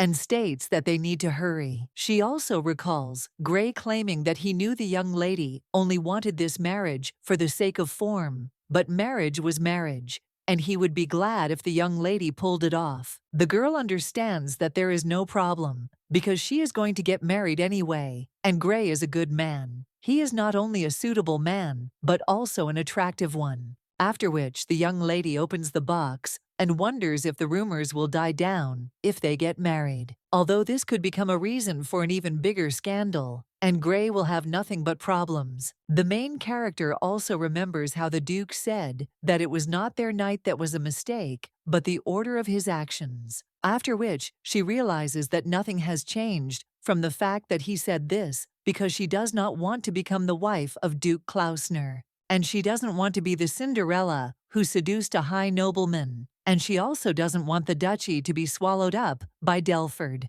And although she is not as proud of her lineage as other aristocrats, she does not want her family to become part of Klausner just because of marriage. The girl also claims that her work dragged on for 5 years longer than she wanted, and this worries her more than it pleases her. The young lady also looks at her ring and realizes that the guy knew the size of her finger. But this is not surprising, because everyone there knows that she will marry Gray, and probably someone helped him. Well, the girl also thinks that Elliot still stands out too much, and she is not sure that even a quick wedding will work, because the problem would not be so big if it were not for the Duke. Now the main character also hears someone knocking on her room and telling that person to come in. Then the man asks the Baroness for forgiveness and claims that she has a guest. The main character asks, a little surprised, who it is, and the guy doesn't even know how to say it. After which he claims that Madame Duchess Klausner said that if the lady doesn't show up right now, the young lady is even more surprised after that.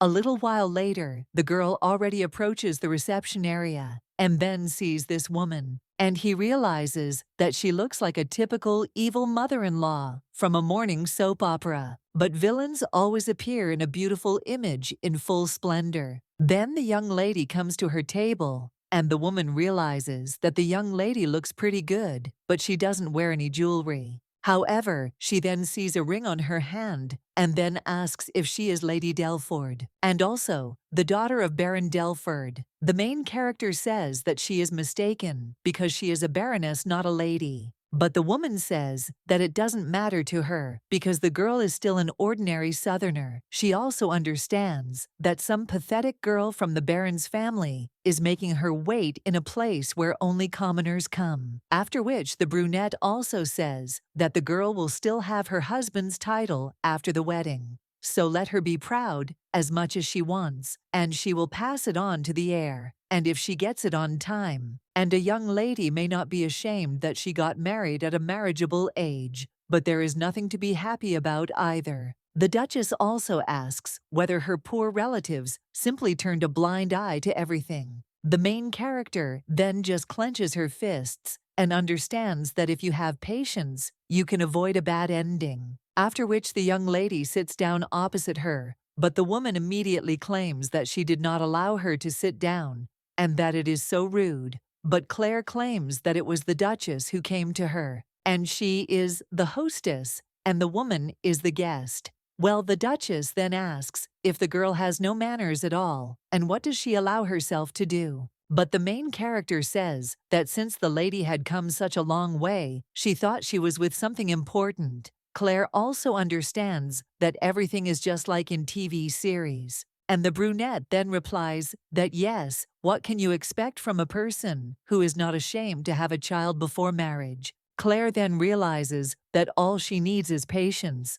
but she doesn't think she can handle it. The brunette then waves her hand, and one of the maids puts a bag of gold coins on the table. The main character wonders what it is, and the woman claims that an illegitimate child cannot be an heir, but this is also her son's responsibility, so let her consider the support for his upbringing. And also, let the young lady not think of any nonsense and not make a noise, and also bring up the child in Delford. The Duchess also claims that at least the boy won't get hurt in this village, and the girl isn't thinking of coming to the capital and making a stir. Claire wonders if she's not even going to check anything. And what other village is she talking about? And does she even know what Delford is? Although, if you compare it to Rothenburg, who is there, of course, only fields and factories. But this place can compete even with the Marquis of Belf, under the protection of Duke Klausner. And the girl also wonders if this woman even understands who she is talking to now. The young lady then hands the bag of coins back and states that she feels it is not enough, even for the first installment. The woman then asks what she is talking about, and the young lady says that this is the first payment, and asks if she is seriously going to get rid of it with such a sum. The brunette only gets angry after this, and claims that she said that this money is for the child. Well, the main character claims that it seems she doesn't understand at all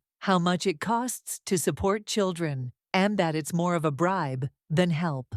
And the woman wants her not to marry Erich Granata, then asks what she is talking about, and is this really a bribe? And the main heroine claims that then she should prepare at least a triple amount of what she will receive if she becomes a duchess. After all, if she refuses such a title and remains a single mother with an illegitimate child. The duchess then screams in shock, asking what she was talking about, and the young lady states that it seems the woman has spent about 10 million of her family's gold this year. And judging by what she wears, she still needs another 5 million to maintain her dignity. And she also spends 15 million a year, and for 10 years of marriage, it will be 150 million. And then she expects to receive about 500 million. The brunette only gets angry after this and asks how the girl dares to say such a thing. But the young lady only speaks and asks Madam if her blood pressure has jumped and she doesn't look very good. The woman then only screams what a devil the girl is and how dare she count the duchy's money. And also, is it really possible to hope that she will become a duchess?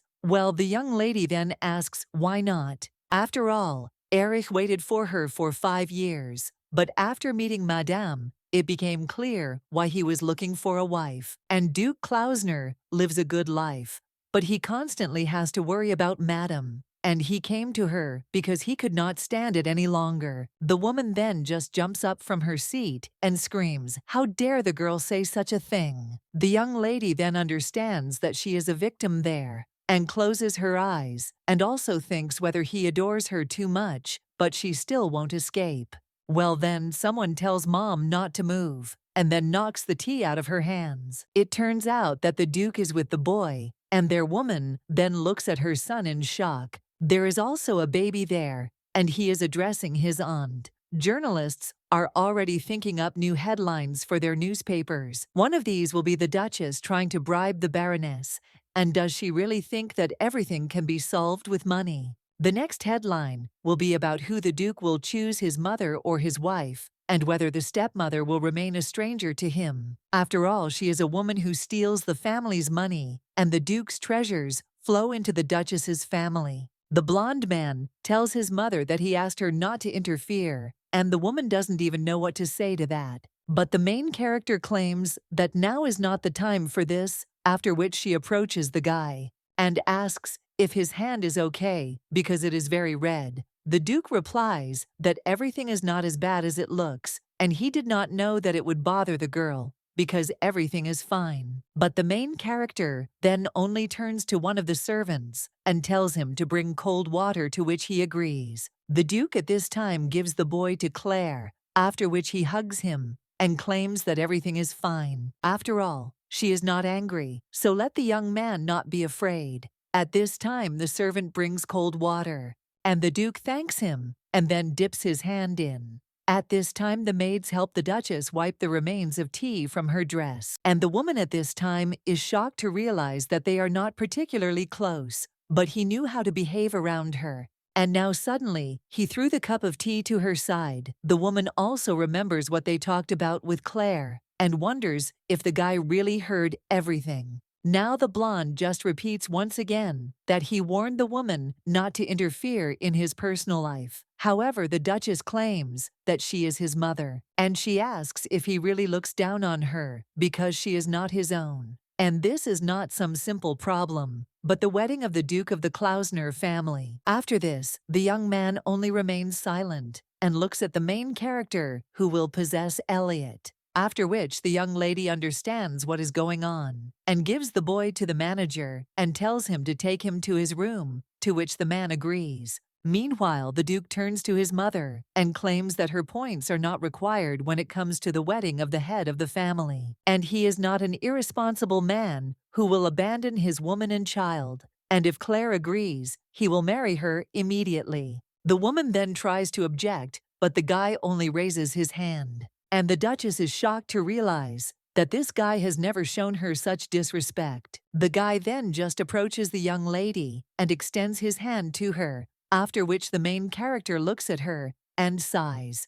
And then he all goes forward to his, and he says how lucky she was that there was no scar left, and she is glad that the guy is okay. The blonde then claims that he is apologizing on behalf of the family for the problems they caused. The girl then understands that he is not the kind of person who will easily ask for forgiveness, after which she claims that the tea would only get on her dress and would not harm her, but thanks him anyway. The Duke then asks if she will say anything more, and the main character asks if he will let her go. Claire also tells him not to even think about talking about the baby in such a place. She understands that people have eyes and ears everywhere, and also, any news will spread today, and the previous headlines have already had a big effect. This could hurt Elliot, but it's lucky he can't read yet, because he's too small, and he'll have to buy up every newspaper like that in Delford until the rumors die down. At this time, the guy claims that of course he understands everything, but the main character tells him to let her go. After all, she already has to go, and today's schedule. Well then, the guy just kisses her hand, and the girl breaks off mid-sentence, after which she asks what he is doing, and asks if he really doesn't hear what she is saying. Well, the young man just looks at the ring that is on Claire's hand, and remains silent, after which he takes it off completely. The main character then asks in shock what he is doing, and the guy asks if she really likes this ring, to which the girl replies that it is none of his business. The Duke then simply puts the ring in his pocket and claims that it was on his wedding ring finger, which is a problem, and he missed the most important step. The main character then tells him to wait and not do it, and the guy just takes the ring off his little finger. Then she asks why, and she told her mother that she wasn't against it, and the guy asks if she really thinks he wouldn't dare. Claire asks if you can joke about something like that,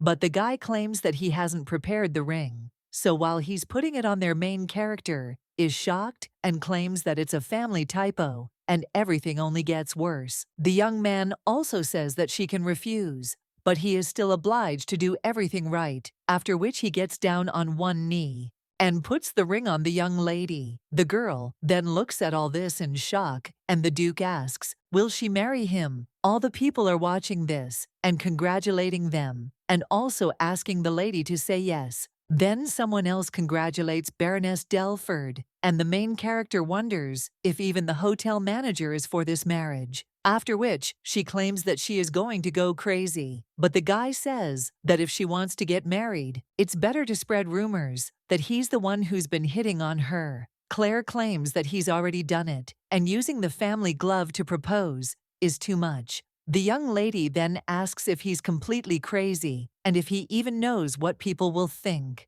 He does not answer that he does not understand what she is unhappy with, because she herself complained that rumors were going around, even though there was no proposal. The girl understands that he is right. And the young man then claims that he committed a great stupidity 5 years ago, but it was deliberate, and this is not a joke, because Klausner will belong to her, and he himself will put it into the hands of the young lady. But the main character asks what if she suddenly gets angry and starts selling the Duke's property left and right, and the guy replies that she won't do that because she takes care of things that belong to her. The main character then thinks why he smiles like that, and the guy only approaches her face and then kisses her. A little while later, one of the maids claims that she would never have thought that the Duke had a child. Another says that he is not a little boy, and such things happen. But a proposal is a different matter, and she heard that he even used the family seal to propose to the Baroness in front of a crowd. Her interlocutor then asks what difference it makes to them, because even if a duchess appears, their duties still won't change much. Another one of them says that it is true. But at that very moment, the Duke's mother runs down the corridor and calls for Maria. The girl then approaches the lady and asks how the meeting went, but she only throws her headdress at her, after which he screams that she simply asked to find out about the illegitimate child. The girl then apologizes, and the woman begins to smash the estate's storage room and screams who this Baroness is and how she knows how and how much money she spends. The woman also asks if the girl showed the accounting records to anyone, and the maid replies that it was not her, and she would not dare. The Duchess then turns to the other and asks if it was really her, but the brunette only wonders how a simple servant could know about Madame's expenses. After this, the woman only cries out in despair, "Who did this then?" Then someone else comes into the room and says that Duchess Louise seems to be having some kind of problem. And when the woman turns around, she sees a young man there. He is the third son of Count Krozik, and the Count is a relative of Duke Ernest, that is the head of one of the most powerful families of the empire. Louise was friends with this handsome and young man, and for her, he was the best noble and kind consultant, not a lover. He never crossed the line, and now they are heading down the hallway. The guy claims that there were a lot of unfounded rumors in the newspapers. So he went to the lady, but she seemed to be angry already. The woman then claims that she did not expect the guy to come, and she is a little ashamed. And the young man only claims that it seems the latest news made her worry. The geologist claims that it's all because of this ram. She is a southerner from Arden, and Erich went too far. The guy then claims that he thinks that the students of the academy were not very surprised by this, and he had already heard similar rumors back then, because the matter concerned the Grand Duke, and the Baroness was not particularly popular. He also often saw her and the Duke communicating. If the Duke raised his voice with anyone,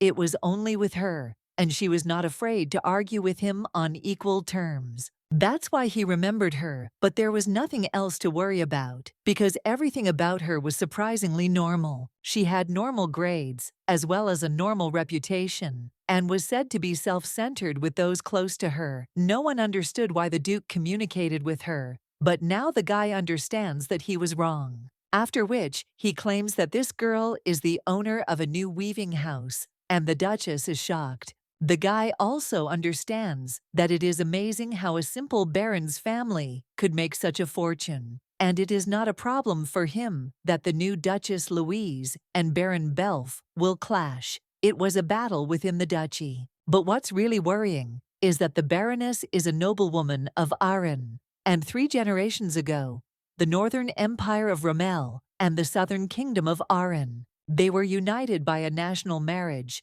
through the law of succession, and the heir to the throne of the new state became the child of the couple Rommel and Aran, after the immersion of the crown prince into eternal sleep of the child of the former empress. The next in line to the throne was the emperor's eldest sister, Duchess Victoria, but her age now prevents her from doing so. Then came Prince Linus, who is the son of the current empress, but there was a problem with the law of succession. The Duke was in 4th place because he was the biological son of the second princess, and if he marries the Baroness, their child will rise very high in the ranking of heirs. There will be a lot of debate about what is more important to observe, the priority of heirs or the law of inheritance. Her Majesty must have been very worried, and Louise had no idea that Johann Krozik's mistress was the Empress.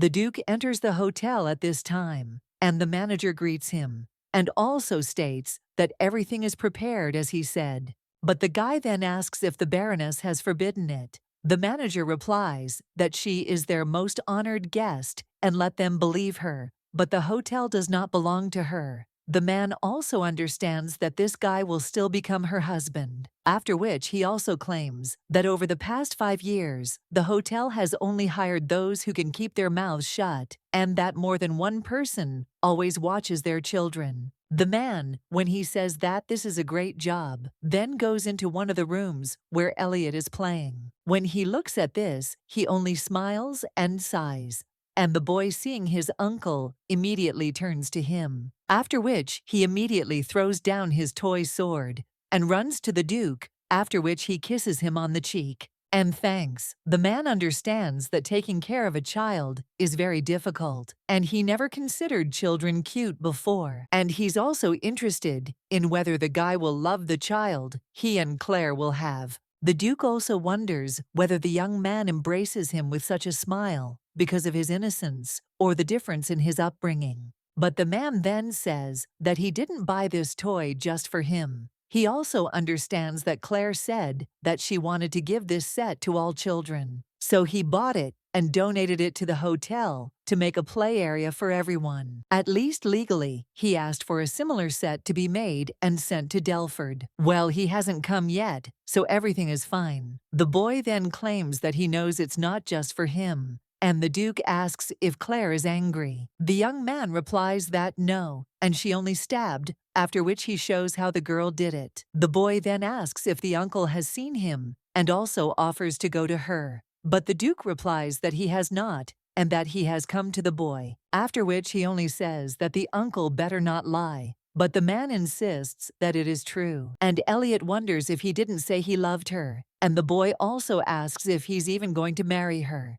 The Duke understands that last time the boy got angry because of this, and now he asks if the boy is against it, to which he replies that no, and he likes everything, after which the Duke smiles, and also asks if the young man would like to eat something tasty with him. The young man then asks how his aunt is, and the man insists that he explained that he came to see him. But Elliot claims he was told he couldn't go with anyone offering treats. The Duke then claims they weren't leaving the hotel and would call a nanny. And the boy asks if it's true, and asks if he can have hot chocolate. Then the Duke says yes, if Claire allows him to which the boy replies yes, and they'll ask Martha. After which the man takes the boy in his arms and says that then they can go. A little while later, the two of them arrive on the floor where the nanny is supposed to be. But there, they see Gray. The boy then looks at the Duke of this man's tone, after which he says that his uncle should let him go, because he will go by March, and the young man runs into the room where she should be. And when the Duke is alone with Gray, he asks if he wants to explain himself.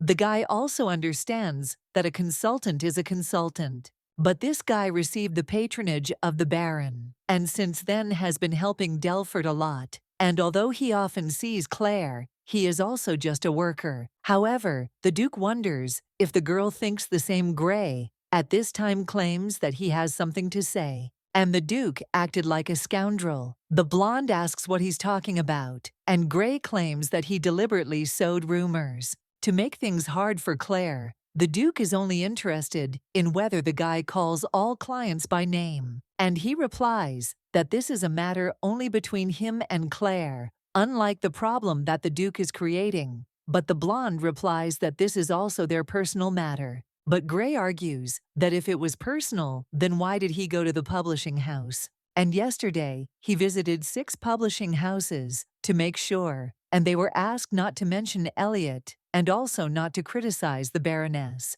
The man claims he didn't ask them to write anything specific. He just wanted to make sure the child wouldn't be harmed. But Gray confirms that even if he did that, he could have kept them quiet. The Duke then only gets angry and asks if the guy is really threatening him now as a lawyer, to which the guy replies that he is not. And as Claire's subordinate, and also as a person who wants to be Elliot's guardian. And he simply speaks the truth, and also knows that the Duke is one of the highest nobles. But he who forces a girl to marry by attacking her weaknesses cannot be called a gentleman. The blonde replies that it is true, and it is enough to play the role of a gentleman. But Gray wonders if Claire is just prey for him. After this, Eric claims that this is not his business, but theirs and Claire's, and let the guy intervene if she needs to sue, and everything else is not for outsiders. Gray claims that this concerns him because it is impossible to court a woman until they solve this problem. Eric then asks what he's talking about, and Gray claims that he's different from him, after which silence falls between them. And the Duke then realizes that the ring on Claire's finger was indeed an engagement ring. And then he wasn't sure who she got it from, but now he takes this ring out of his pocket. Then she throws it on the floor, and Gray looks at it in shock. The main character is in her room at this time. She looks at the ring that the Duke gave her and remembers how people said why the girl didn't agree, and she's like a modern Cinderella. The girl also understands that they continue to talk about it, and they even leave it in her armor. And now everyone is sure that she will not refuse him. And how can one refuse Duke Klausner himself? The Duke is not old and has not married before, so how can one not marry such a young, handsome man? The main character understands that she did not want this wedding, but you can't explain it to others, and she is confused. After that, the girl only gets angry and wonders if there is any difference between news and gossip. At this time, Roger turns to her and says that if the lady is so angry, then why not sue them? He also blows his fan at the young lady, and she replies that there is sense in his words because Sherwood could sue them for a lot of money. Well, if she starts to react, they will cling even tighter, and the girl understands that this is a battle that cannot be won. A couple of newspapers may close, and then there will be new headlines about whether the lady would deny it so vehemently if it were not true. And the truth will come out anyway. The scandal will provoke itself, and people will be drawn into it. And the girl is not one of those who calm down easily. But then she remembers how her father said that one day she would have problems if she did not correct her hot temper. Now the young lady understands that it is difficult to deny his words, even 11 years ago. During her first meeting with the Duke, if she had simply silently admired the boy's handsome face, then all these problems wouldn't have arisen. The young man then claimed that she was too stubborn, and now the girl is wondering who to blame for this, and she herself is to blame, but then she didn't think so. So the young lady immediately jumps up from her seat and screams. She realizes that the problem is with the man who proposes with his family seal and not with her. Roger then asks if the lady will agree to the Duke's proposal, and she replies that she should not do this, to which the young man replies that of course, and asks why not, and the main character is a little surprised. But then he says that, to put it simply, she can't refuse.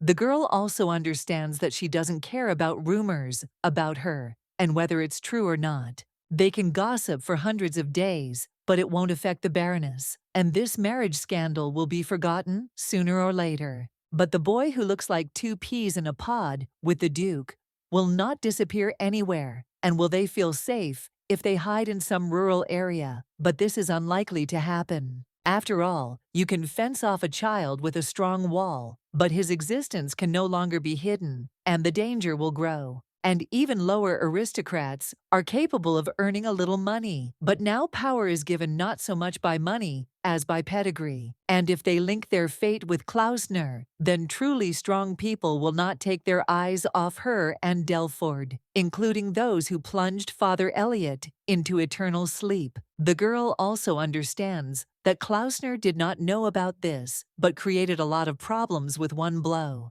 At this point, Roger offers to give the young lady a massage, but Noda replies that it is not necessary, and that this is already going beyond the bounds of simple flattery. Well, the guy claims that he would like to become the Baroness's lover, and that Sherwood is still an option, but he can't win over the Duke. The young lady then asks why he wants to fight men, and maybe the problem isn't him, and the girl asks why he doesn't start fighting with his mind. The young man then asks, why try if there is no chance of winning? And he is not a pervert who enjoys even defeats. Well, the young lady claims he sounds like someone who could win, and then says, okay, and he suggests stopping talking about nonsense, and also asks if he did it perfectly, to which the guy replies that he did it just right. But at that very moment, someone turns to her ladyship and cries out that something bad has happened. The main character then asks what happened, and the maid, all wrapped up, insists that Duke Klausner and Sir Sherwood are fighting. The young lady then screams in shock, what is she talking about, after which they immediately run down the corridor.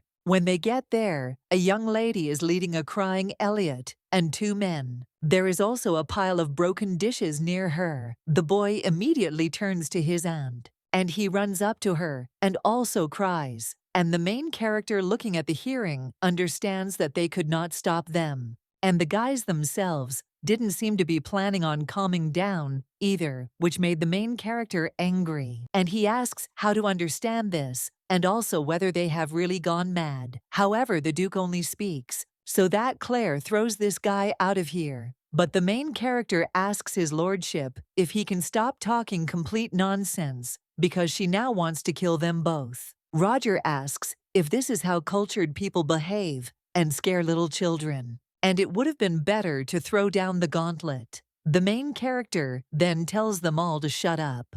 And then he turns to Marta and tells her to prepare the spare room, because something needs to be done with their clothes. After which, she turns to the Duke and says that unless he wants to insult her even more. The blonde then turns to the butler and insists that a shirt, vest, and tie are needed, and that the pants just need to be dusted off.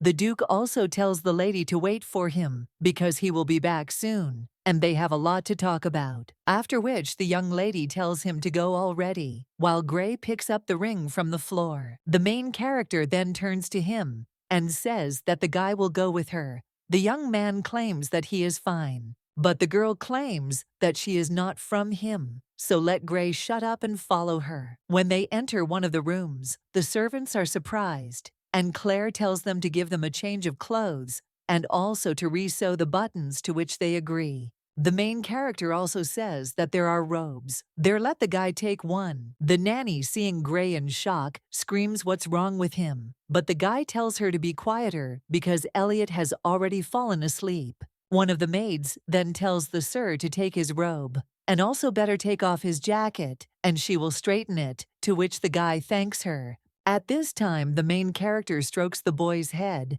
and then heads towards Gray, and he sees that he is in a shirt and pants.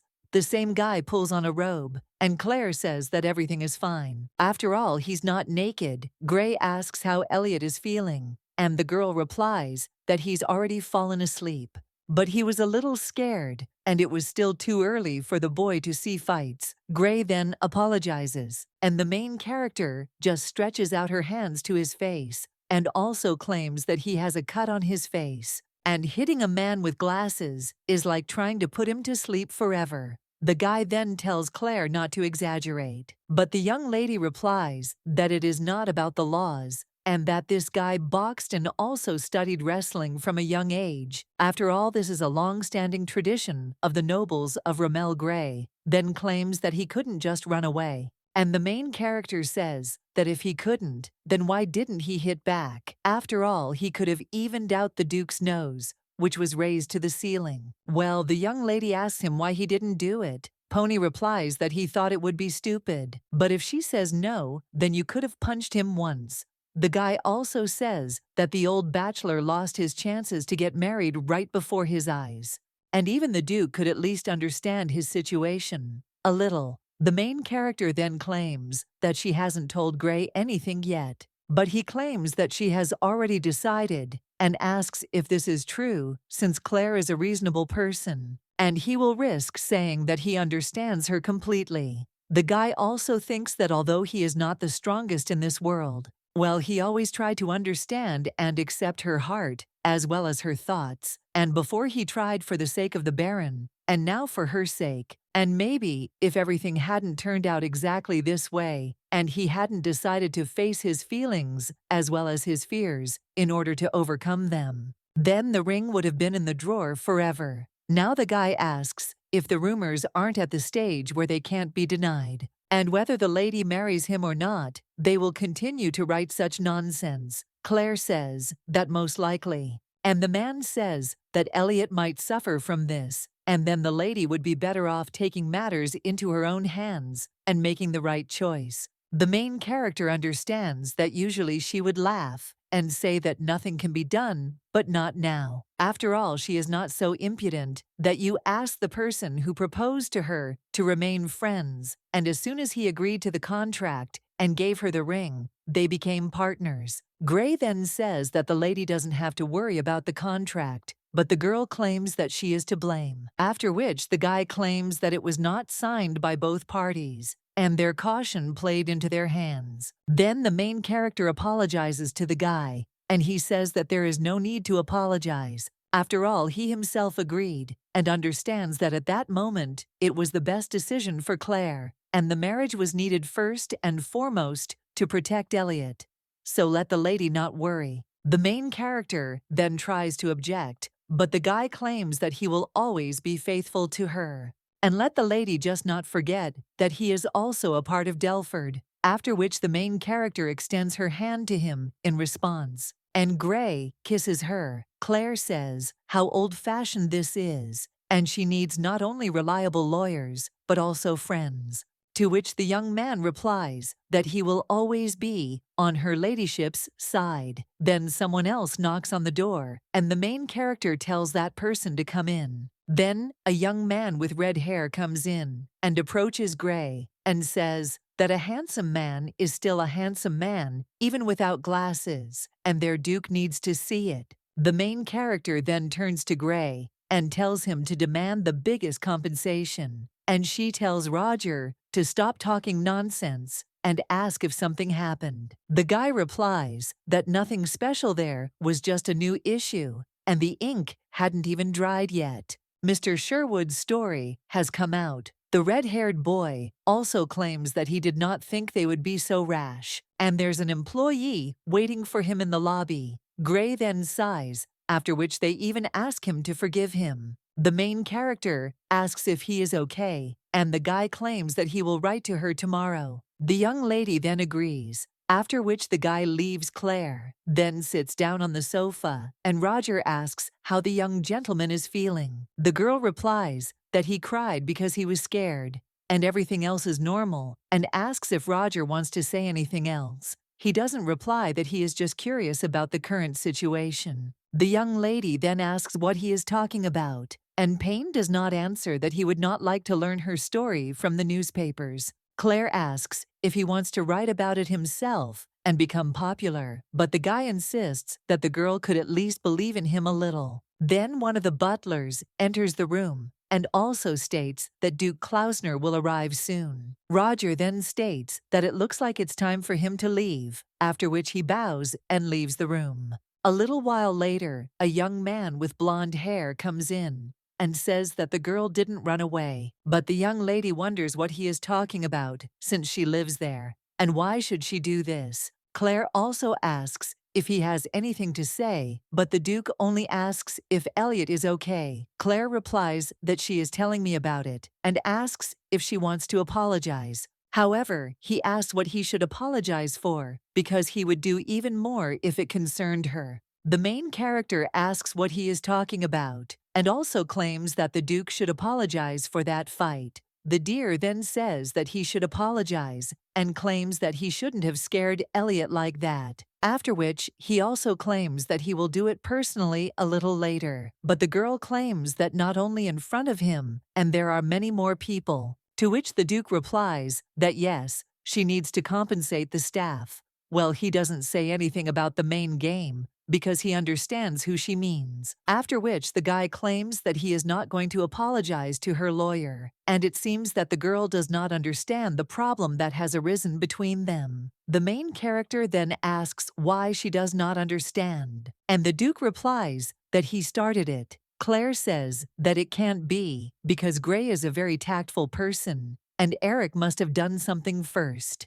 After which the Duke claims that this is why he says that the girl does not understand anything. And after all two men propose to her at once, so what other reasons are needed for a fight? Claire claims that Gray is a victim because she suggested it to him. But the Duke argues that if the young lady thinks that he gave her the ring only because of this, then she is even more stupid. But she chose him anyway. The main character then offers to clarify and claims that she did not choose because she wanted to. The Duke then approaches her, and Claire claims that she will put him into eternal sleep if he kisses her. The girl also asks if he forgot that the conversation is not over, and the guy asks what else. And Claire claims that he did send a man to Delford and asks if he returned. But the guy received the information, and she asks if he will continue to pretend that he does not understand. Erich knows he doesn't think her sister's pregnancy is a definitive proof that she couldn't have a child, but he'd rather keep quiet. The girl then claims that it is written all over his face,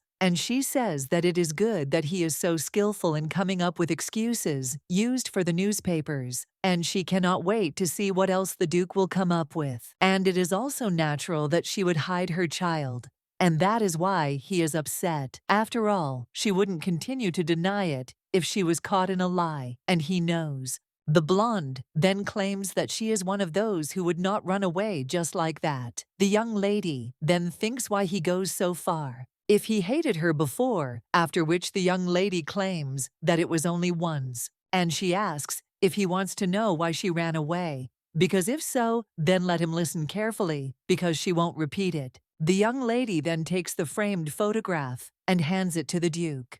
The girl claims that it is her sister, and she looks more like her mother, and Claire looks more like her father, and they are related on their mother's side, originally from Rommel. The man says it's understandable, and the young lady claims that the girl met her boyfriend at the academy. So he asks if the young lady interfered, and she replies that she was not going to get married, and asks what she should have done, because it was completely normal, and all she knew about him was that he was the highest nobleman of the North. The Duke claims that he looks more like trash for now, and the young lady tells him to be careful with his words, and not just because he's her sister's boyfriend. After all, on the day when they went home, the girl returned in great shock because she saw something that she shouldn't have. The Duke then asks if this is really true, and the girl replies that her boyfriend died that day, and then her sister gave birth to a baby, and it seems they had a covenant ceremony. Erich realizes that there is no longer any need to figure out who he was. After all, it was most likely Prince Jared, who had fallen into eternal sleep,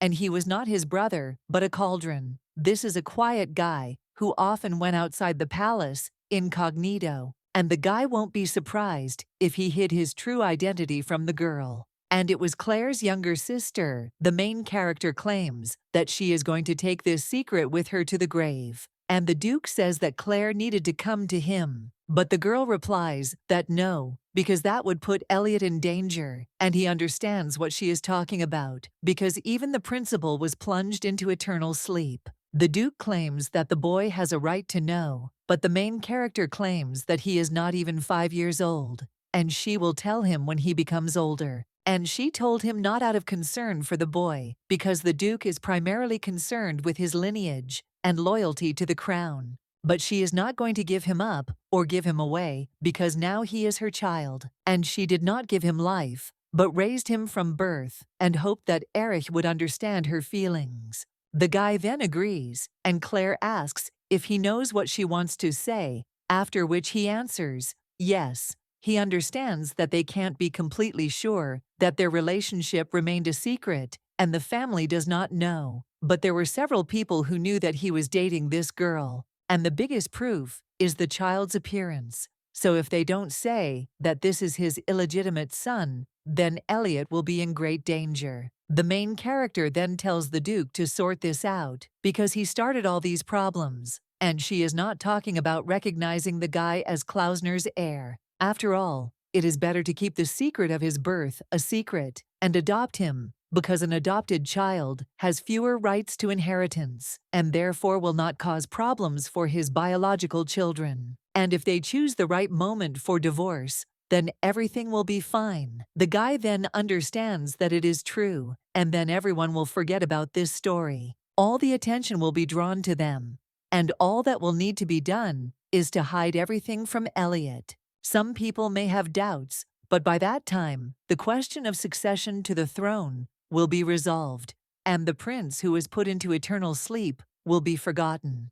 We'll have to keep an eye on the boy until he's old enough to figure out the situation. The man now claims that the young lady is wrong, and claims that she understands that she can harm him, but he promised to take responsibility. And he himself started this mess, so let him clean it up. The Duke claims that he is not talking about this, and asks why she started talking about divorce. Claire replies that he understands that the guy is not his son, and in order to solve the problem of inheritance. But the blonde just asks if he looks like a man who gets married only to get divorced. The girl replies that he proposed because he thought that Elliot was his son, and she understands how important the pedigree is to him. Eric replies that he agrees and that it is important to him, but it is more important to protect Claire and the baby. The young lady then claims that if he wanted to protect them, he should have done nothing. After all, isn't that what a true gentleman would do?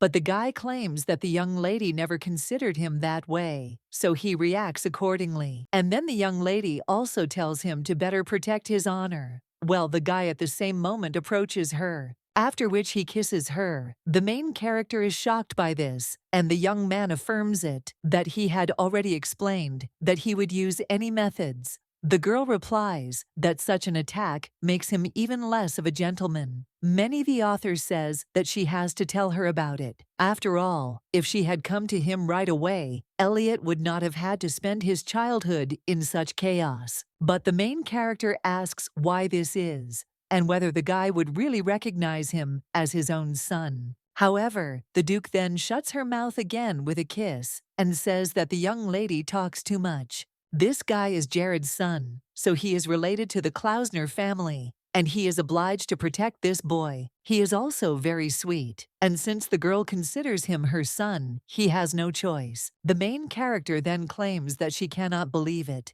and wonders where his opinion about the purity of blood has gone. Eric replies that he is going nowhere, and that is why he hates her. The young man then kisses her again, and the main character realizes that everything around her is even more confused. At this time, one woman is in the garden cutting a flower. At this time, someone says that Duke Klausner is late. But even if the previous Duke was unable to marry him, Louise needs to be more careful, and she thinks that the guy will fall in love with the daughter of Count Schneider. The woman then asks if the lady is talking about Eris, but she is often called a canary because of her appearance. She is definitely a bird of prey, and he will break your finger if you dare to touch it. But the little bird remains a little bird, and no matter how many days you puff up, the canary will not become an album. But the same cannot be said of Lady Delford, and the woman has been watching her for quite some time, and still cannot predict her next moves. This girl has a huge talent for making money, and if Eric even recognized her, then she is definitely capable. Now the woman says how crazy this world is. Or did the usual defense decide that Klausner's shiny golden spoon already belongs to her? Another woman says that it is true, but they can't help it, because men sometimes lose their heads when they fall in love. She also asks the lady if she has something on her mind, and the woman only asks if the Duke is really blinded by love. And also, if he laid hands on her sister, then is it normal for Claire to raise someone else's child? The lady also wonders if they still haven't found out whose he is, and whether he is definitely not the Baroness's. The brunette replies that neither the servants nor the relatives confirmed it, and it is only clear that her sister was pregnant. And also, it seems like something crazy was happening. Then the lady then asks if the girl is sure, and she replies that many maids in the estate saw signs of violence on her, and that is true. The woman then thinks a little and realizes that she doesn't care what happened to the Baroness's sister, but she doesn't believe that Erich could do something like that, after which she claims that something is wrong. and that she finds it hard to believe this version. And also, the boy appears to me to be the son of the Duke. But he looks incredibly like him. And first of all, the woman asks why he is in this marriage. The brunette says that she can, because the Baron has already fallen into eternal sleep, and marrying a simple young girl and the head of the family are two different things. Her mistress then says that it is okay to lose chastity before marriage, but why lie like that? But then the woman realizes that in her place, she would definitely not do such a stupid thing that is marry a commoner without pedigree and power. After all, then the heir would be no better, and many of the Baroness's relatives set their sights on the weaving house. And if the nephew becomes the heir, he will weed out most of them. If this is true, then he may be the son of the Duke, and the mother could be a Baroness, and someone from the collateral family impregnated the younger sister of the woman to whom the Duke proposed. This is much more plausible than writing off their resemblance as a coincidence. And then the baby of the younger sister was simply thrown out, because such is the fate of most children who are born out of wedlock, especially if it happened as a result of violence. But that's not so important, because what's important is that Erich Klausner's child is a child with Aren's genes, and this is another candidate for the throne. The brunette at this time turns to the lady and asks what they will do,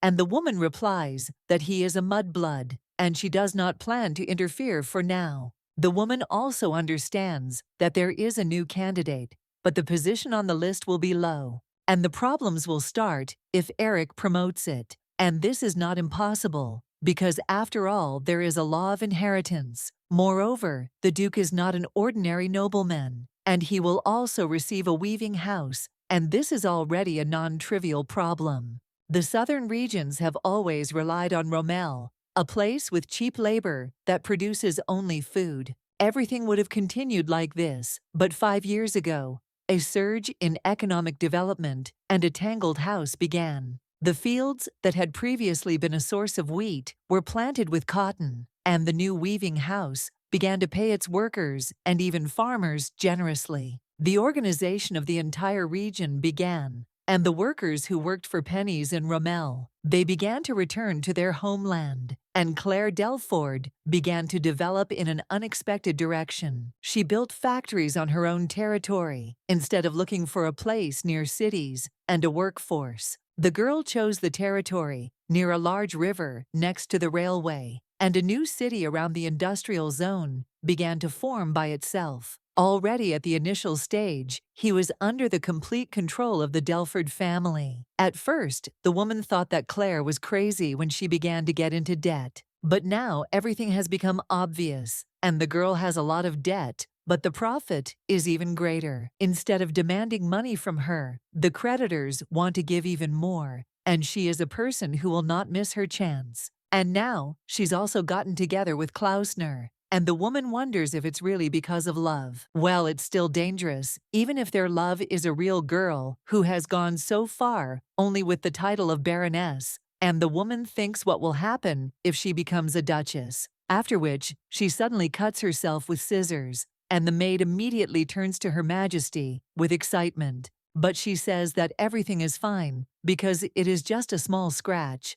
The other maid then claims that she will bring medicine and a bandage, and the woman claims that more and more people are now reporting that they can fall asleep because of anxiety. For example, Louise is not only about the possible loss of the position of the Duchess, but also about a new weaving house, and she has so many reasons to worry. The brunette then claims that she thinks she will need a powerful sedative, and Her Highness understands that she has said enough, and Augusta will sort everything out. At this time, someone at the station claims that marrying a commoner is incomprehensible, and how could you raise such a daughter? These men are Claire's cousin and uncle. The man understands that this time he will definitely teach her a lesson, even if he has to hit her, and all sons are heired by the closest male blood relative, so he had to become the Baron. But the man passed everything on to his daughter, and Claire has enough skills to protect the family. Uncle understands that he knows this very well, And she also knows that her brother did everything to make his little daughter an heir, and that's why she didn't want to force her to give up this place. But she had to marry Charles, that is his son, because only he could help the family become stronger. Their child will be a full heir, and now Claire owns half of the rights, so she can't go against their will. It was his decision as the head of the family, that is, as Delford, and as the eldest. And no matter what kind of lawyer Gray would become, he will have a past as just a person. And the girl dared to go to the capital alone to marry him. The man also thinks how she wants to make Elliot the heir, if it is not even clear who his father is, and this is unacceptable. But when the young lady's uncle goes further, he is suddenly surrounded by knights. Charles then asks what is going on, and James just gets angry and then hits these knights with a stick. And he says what rude behavior this is. The knight then claims that his lordship is waiting for the man, so he must go. A little while later, they enter a luxurious mansion, and one of the servants claims that Sir James has arrived. The man then thinks that he doesn't know what this guy wants, but he is a nobleman of Erin, and it doesn't matter whether he is guilty or not. But then the man sees the Duke and is shocked. Erich remembers how the young lady told him that the distance between Delford and the capital is big, but she still won't be able to shut up her relatives. The Duke then claimed that he didn't think she would be so rude to them, and the girl replied that she had no choice because she was not the eldest son. The young man then thought for a moment and realized that when the eldest son is not around, conflicts arise even between younger brothers, and Claire is a woman. That's why the girl told him to figure it out better and be more careful if he was going to mention his family tree. Now the guy understands that he was not mistaken, after which he tells James that he is glad to meet him. The Duke also extends his hand and states that the invitation was a little unexpected, and therefore thanks for understanding. The young lady's uncle says everything is fine, and her cousin claims it is a great honor for them. After this, they all sit down at the table, and the man thinks about what happened 5 years ago. And he treated Elliot well. The blonde at this time claims that the holiday will be in 2 months, and James asks what holiday it is, and apologizes claiming that he doesn't quite understand. The Duke claims that he is talking about a wedding ceremony. The young lady's uncle asks what kind of wedding it is, and the Duke replies that it's him and Claire, and asks if they don't know yet, because if so, then he will tell them personally. The young lady's uncle is thinking at this time what kind of wedding they are talking about, because he expected them to talk about Elliot. The Duke claims that he proposed to Claire a few days ago, and Elliot will be added to their family tree. Charles immediately jumps up from his seat and asks his lordship if he is Elliot's biological father. The Duke then just looks menacingly at the young man, after which he realizes what he just blurted out. His father sits the boy back and asks them to forgive him. He also claims that it is a bit of a surprise for them, so they are not too shocked. Then the man also asks if the Duke will accept the guy officially, to which he replies that yes, Elliot is his child, and asks if there are any problems with that. But the young lady's uncle is thinking at this time how the illegitimate son of a barony can become the heir to the duchy, and the Duke must marry a girl of his status, and also raise an heir if he can have children. But then, the man in shock comes up with something, and also understands what the problem is. And that's probably why the Duke makes the illegitimate child his heir and ignores who his mother is. The Duke then claims that he and Claire have had long discussions about what would be best for the baby, so they will tell everyone that she gave birth to him. James says that he understands, and that it will be easier procedurally, and there will be no questions about the succession. The young lady's uncle at this time realizes that he would never have thought that his nephew would become the heir to the duchy. The blonde then thanks them for their understanding, and claims that his wedding with Claire will be simple for the closest people, and for now that's all he can say.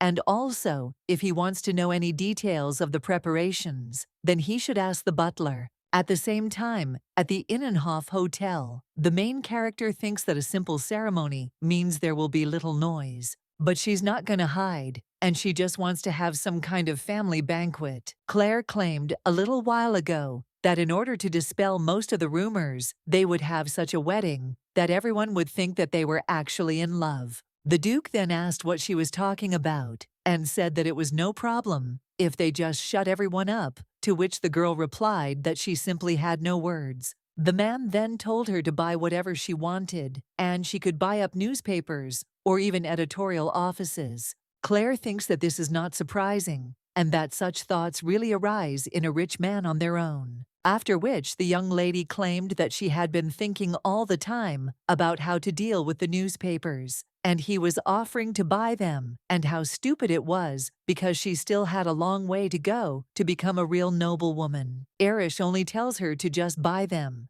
and share only the smallest details, because then they will gradually forget about everything. The girl replies that ordinary people do, but it is better to bombard high society with details. And the blonde then asks, "What for?" And the girl replies that she will get newspapers spreading rumors about her, and she doesn't like it, but she'll have to endure it until they switch their attention from Elliot to her. The Duke then claims that this might help, and the main character claims that they will intercept the information channels in advance. After all, journalists understand the importance of news like no one else, like Elliot, and even find out something. But if they control the flow of information, they will be able to cross the distribution. The girl also understands that newspapers are the first place where rumors start because they pay generously for any news that can cause a stir. The blonde guy at this time claims that there are many people who will grab on to any news item and that this is not a bad idea, and the young lady claims that he will have to deal with real spies to control information in secular society. Eric then replies that it is clear, and the girl says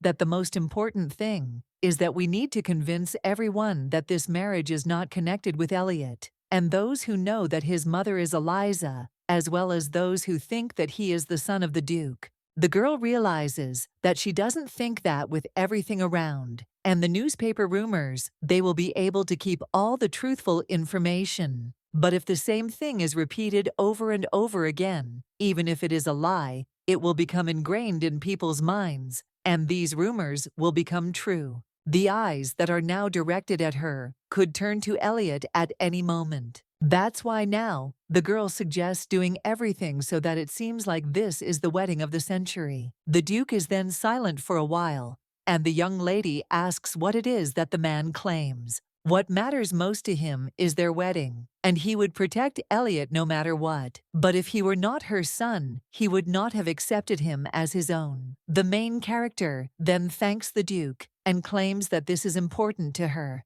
After which the Duke claims that he would have accepted any of her children, which is why he said that he would do anything for her. The guy also wonders if he still hasn't become special to her, but the young lady replies that this is not the case, and the man states that he thought that they both agreed to this marriage. Claire claims that she always thought he was a handsome young man, and asks if she only likes his face. The main character says that more. However, the guy immediately interrupts her and kisses her. The girl then realizes that he didn't even let her finish speaking, after which he says that it's the last one. But the guy claims that he doesn't know what she wants, but let her do as she pleases. The girl then asks if it's true, and asks, what if she suddenly takes the diamond mine? Erich tells her to take it, because she already has a family typo anyway. Well, the young lady then says that no, and she was just joking, because that's not what we're talking about. The Duke then asks if she is unhappy about something, and the Dune people note that she does not like being pressured, and she also doesn't need all the Duke's property. And the girl asks if he does everything she asks for. The guy then sits down next to her and replies that this is true. The delicate lady claims that she never wanted to get married, but she would not refuse an engagement cat. And she wants a ring with a transparent light diamond of 2 carats. The blonde then says how simple it is, and the girl replies that this is only by the Klausner's standards, and if it is big, it will become heavier, and then she will not be able to wear it all the time. The young lady also takes the Duke's hand and he says that his ring is very simple. But then she sees a mark on her finger and realizes that the guy took the title 7 years ago and apparently never took it off again. The girl also understands that she was unable to express condolences when the previous duke fell into eternal sleep, even if she were in the capital and not in Delford. An ordinary baroness will not be able to enter the Klausner duchy anyway. The blonde man asks the girl what is going on. The lady replies that nothing and understands that. Then she wrote him a letter, and if he had answered, then she would have come at least to console him. But it doesn't seem like he received it. The answer was written by the butler, and this clearly reflects the difference in their statuses, because if the guy hadn't destroyed this wall, first, nothing would have happened. The girl then tells him to wear what he has on now, and not to make anything new, but to make it similar to his own. The young lady also claims that they will write about the wedding ring of the century in the newspapers, and add that she wants to go into the diamond mining business. The guy then agrees and claims that one should not miss out on chances if there is an opportunity. The young lady then claims that the whole world will know about this wedding, and she will earn more money. The Duke then only smiles and says that they will do so. That is how today's meeting began. And in the lobby of the Innenhof Hotel, 50 editors-in-chief gathered, and she bought all the newspapers. 3 days ago, someone told the man to hand over the entire share. The man was shocked, and the Duke's representative claimed that His Majesty wanted to obtain the rights to their newspaper publishing house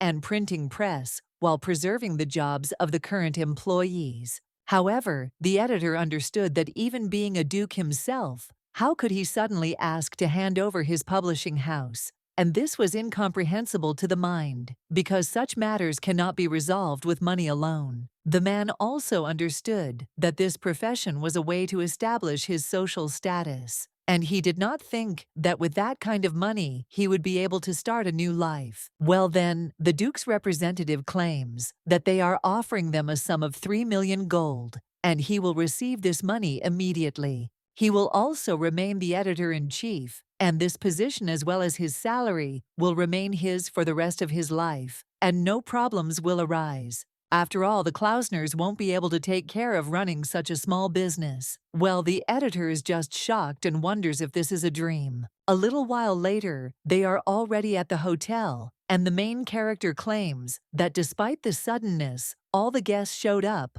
after which she invites them to sit down. The girl claims that she didn't call them to scold her, and that they were making a mountain out of a molehill. They also deliberately chose screaming headlines, published an offensive image, and now it is not she, but her lawyer who will deal with these problems. She wants the articles to continue to come out, but not so often. The editors are then a little surprised, and the young lady claims that with their pen they have defiled her honor, and with it they can clear it. A little while later, people are already leaving the room, and the young lady sighs, after which she sees another guy and asks him what his issue is. The young man then asks for forgiveness for not obeying the Baroness's order to leave. He then claims that his name is Casey Morris, and that his family is in the book business, and that he publishes a small magazine. And the main character then says that this is how it is.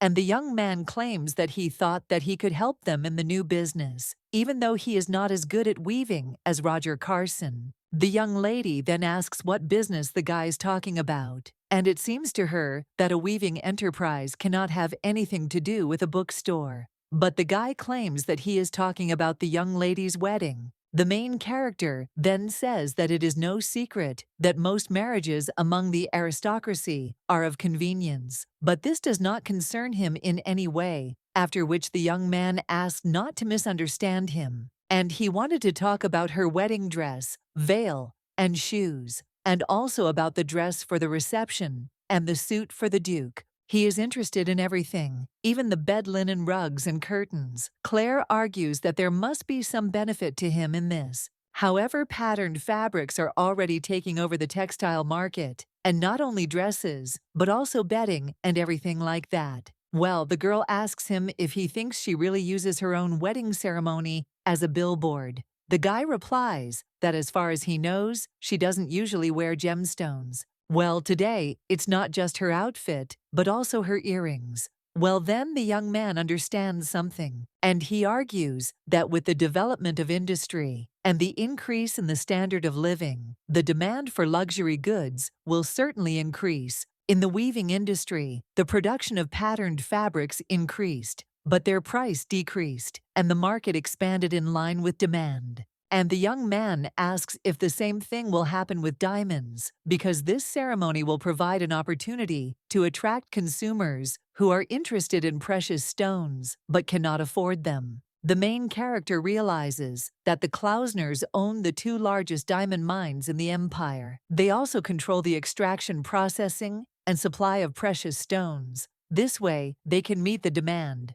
and they will also create a huge market for such a weaving industry. The young lady claims that the direction is completely different, but the gist is correct, and everything is so, because they are going to attract new customers with goods that they have never supplied before. After which the girl also says that she is pleased to meet Casey, and she is always glad to have capable people. The young man then also takes the lady's hand in his.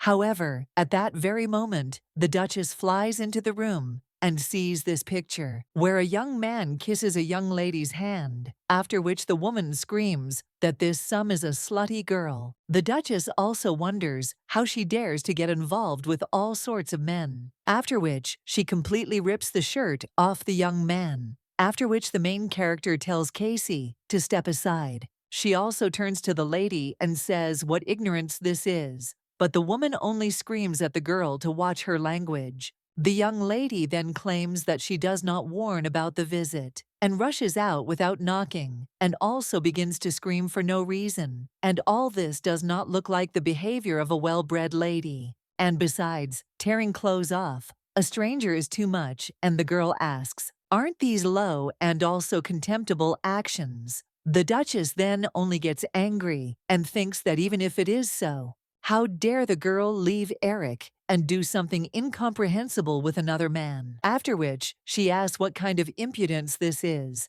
and that the girl was caught on a secret date after the engagement. But the main character then asks what date she is talking about, after which they are silent for a while. But then the woman wonders if the girl is trying to deny the fact that she was now alone with this man. After which the young lady tells her not to make up unnecessary things because they were just discussing business. The brunette then only laughs and claims that the girl is making good excuses.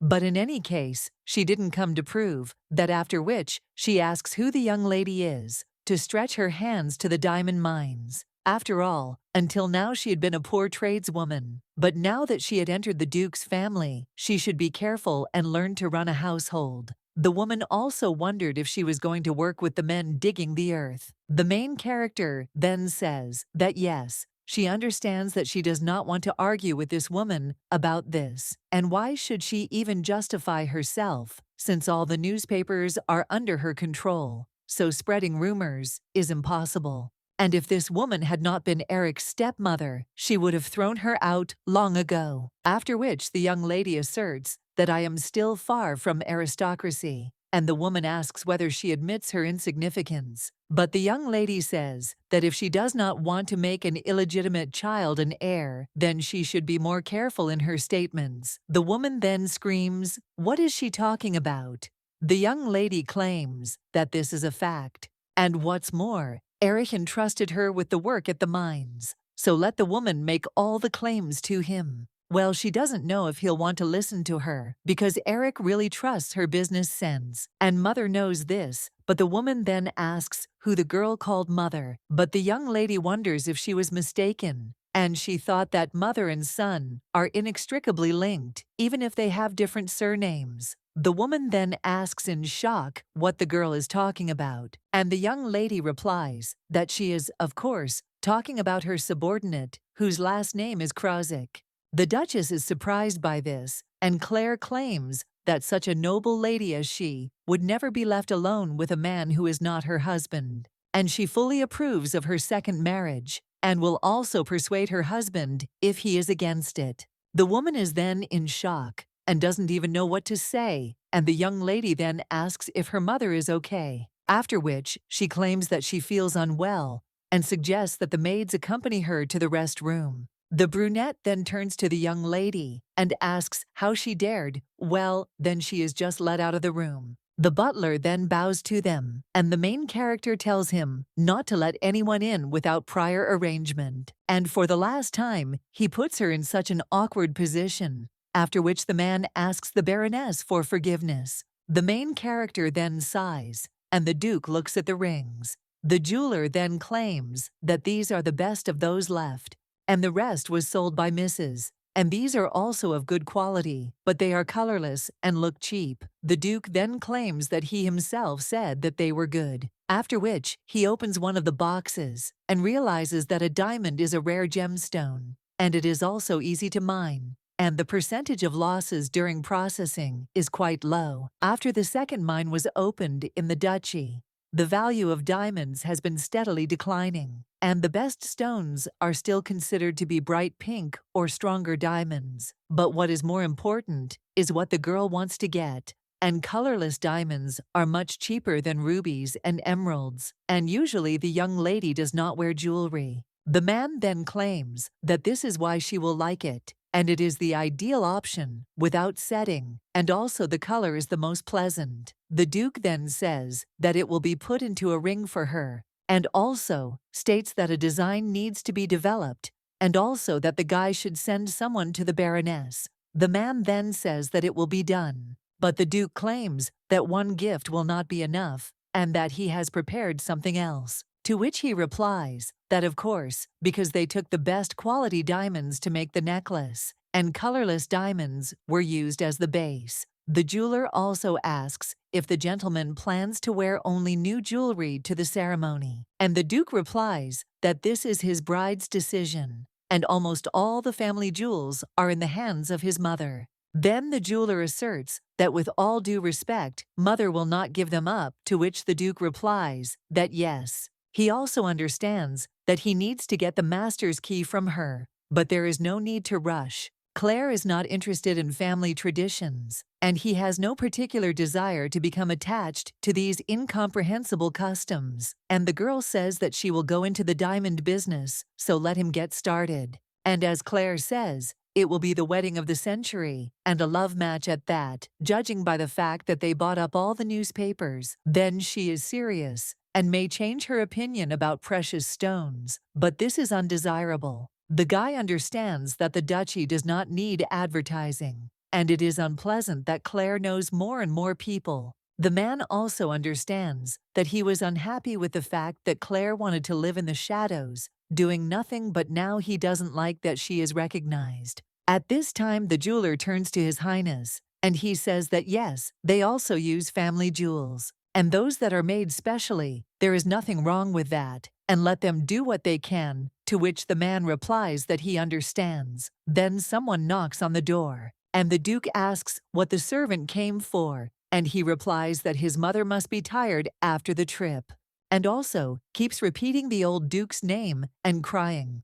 According to Maria, Baron Delford is there, and he also wants to meet the gentleman. The Duchess is sitting with a guy at this time, and also asks how this girl dared to say such a thing to her. The young man then tells the madam to stop crying because it hurts him to watch her suffer, but she only says that Igoanne does not understand, and how one can disgrace a person like that, but the young man is interested in what they told her. The woman also understands that Louise learned from the maid the news related to the Klausner diamond mines. It turns out that the owner of the weaving business is reaching out his little hands to the diamonds, and she needed more information. Claire Delford's attempt to do business with the Duke's family could be decisive for the future of the Klausner duchy, and an order was given to send all free people to search for information. So she wasn't the only one involved in this investigation. But she can't lag behind others in this information war, and when talking about the diamond business, she can't help but mention Noah Diamonds, who is closely connected to their family.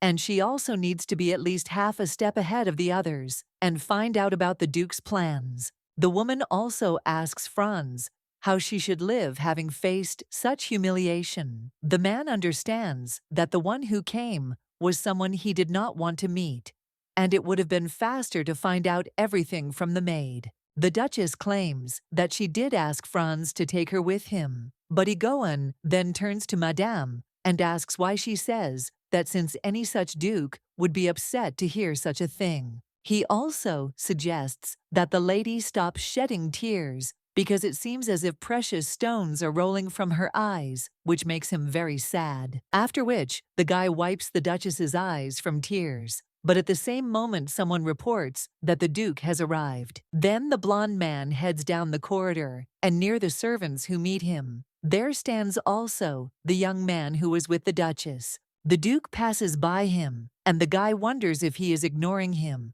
or if he really doesn't know. Count Korzik, well, that means he might not know, or in any case, all this is connected with the Empress. The young man then just turns around and is about to leave, but then one of the maids, she hands him a note, after which the young man heads to the carriage, but then another note is handed to him. The guy is then a little surprised, and when he sits in the carriage, he looks at what is written there about the fact that in 3 days, at 8 p.m., he must be at the Central Noah Diamond store. And the guy understands that this is a note from the Baroness. It is divided into 2 parts, each of which can be interpreted in its own way. And firstly, Korzik had already found out everything. And secondly, Louise's weapon had been bribed. Thirdly, they decided to bribe him too. At this time, the Duke turns to his mother, and she says that she heard such disappointing words from Claire. The woman replies that she did nothing wrong, and she asks if the guy knows what she will open. And also, does he know that she is dating other men behind his back? And it's true, she saw it all with her own eyes. But the Duke claims that Claire is a businesswoman, and her job is to meet people. Well, the woman then cries out to her son and asks if he is really going to give the business to this woman. And also, is he in his right mind to entrust such a thing to a woman? However, the young man answers that Claire is the owner of a weaving business, but he only asks the Duchess if this is similar to weaving. The guy then claims that diamonds are mined in huge quantities, and the profit from them is gradually decreasing. And taking care of this is a noble thing to do. But the woman asks if the guy really believes that she can handle it. And also, does she know anything about jewelry? And she is a woman who is unknown in society. Erich replies that when Claire is in business, she does not meet customers like the Duchess sometimes does. The woman also says that even if the idea of giving her the mines is not such a bad idea, he should hire the manager himself, because if she colludes with the man and steals their property. However, the guy only tells his mother to stop guessing, and he asks if all she saw was that the girl was dating someone. The brunette is then shocked and wonders if the guy really just interrupted her, but the young man only claims that he decided everything, and also chose this woman. So let mother not interfere in this anymore. But the brunette only screams, "How can a guy say such a thing?" Because she is his mother. The young man claims that he respects his mother and will continue to do so. But he asks her to maintain her dignity too. The woman then claims that she is not saying that the guy did anything wrong and is just worried. After which, she lies down on the bed. However, the Duke then tells her to give him the cornflower blue key to the safe. The woman then asks in shock why all of a sudden, and the young man replies that she can stay in this room. And if she feels uncomfortable in the same house with them, then they will build a separate one, and the budget will also be drawn up separately. However, the mother must accept all the changes. The woman then just falls on the bed and again calls to her, already the same husband. She also asks how he could leave her. The Duke at this time says that the woman should not cry too much because it is harmful to health. The guy also understands that maybe all this is because of the late agreement, and he decided to get married too late. So his mother does not give him the key, and maybe he needed to take it when his father fell into eternal sleep. But then, it was an inappropriate situation. and there were no plans to get married. Then it was strange to leave the place empty for the hostess taking the key. But looking back, there is a feeling that giving the key to someone other than Claire is a big mistake. The heir girl refused to take the glove, but she will definitely accept this ring. A little while later, someone comes into the young lady's office and claims that it is from the Duke. The young lady then thanks him and also asks if there was a card attached, but the woman claims that he did not write anything separately. Claire also wonders what kind of bouquet and box this is, but the nanny only tells the lady to open it, after which the main character does so, but understands that it is too early for the ring. However, when she opens the box, she understands that there is a cornflower key inside. The nanny is then a little surprised and claims that this is the key of the Duke's wife of the Klausner family, and the young lady understands that, of course, it should have passed to her after the wedding. But it seems that it was not so easy for Louise to part with it. Therefore, the main character mentally thanks the Duke for bringing it in advance, preventing clashes with her mother-in-law, and she didn't know he was so thoughtful. The nanny then asks when they are having tea, and the main character asks why all of a sudden, and the woman claims that the lady received such a valuable thing and this should be celebrated. Claire claims that even if they arrange it, it is unlikely that anyone will come, and the woman then says that the lady does have friends. Well, yes, she replies that there are not many of them in the capital. She also realizes that sure, she had friends at the academy, but they weren't close enough to meet in person. And even if they had, they wouldn't have opened up so much for the sake of meeting. Of course, there's Elliot, but if he becomes the first to know about the key, then rumors will spread instantly. And if she herself, without knowing it, kindles hatred in the mistress, then everything will only get worse. A little while later, the maid comes into the Baroness's room and claims that Mr. James and another guest have come to see her. The young lady then understands that after arriving in the capital, meetings with acquaintances have been going smoothly. And right before the wedding, right after the future mother-in-law, a talkative uncle comes, and the young lady asks who the second guest is,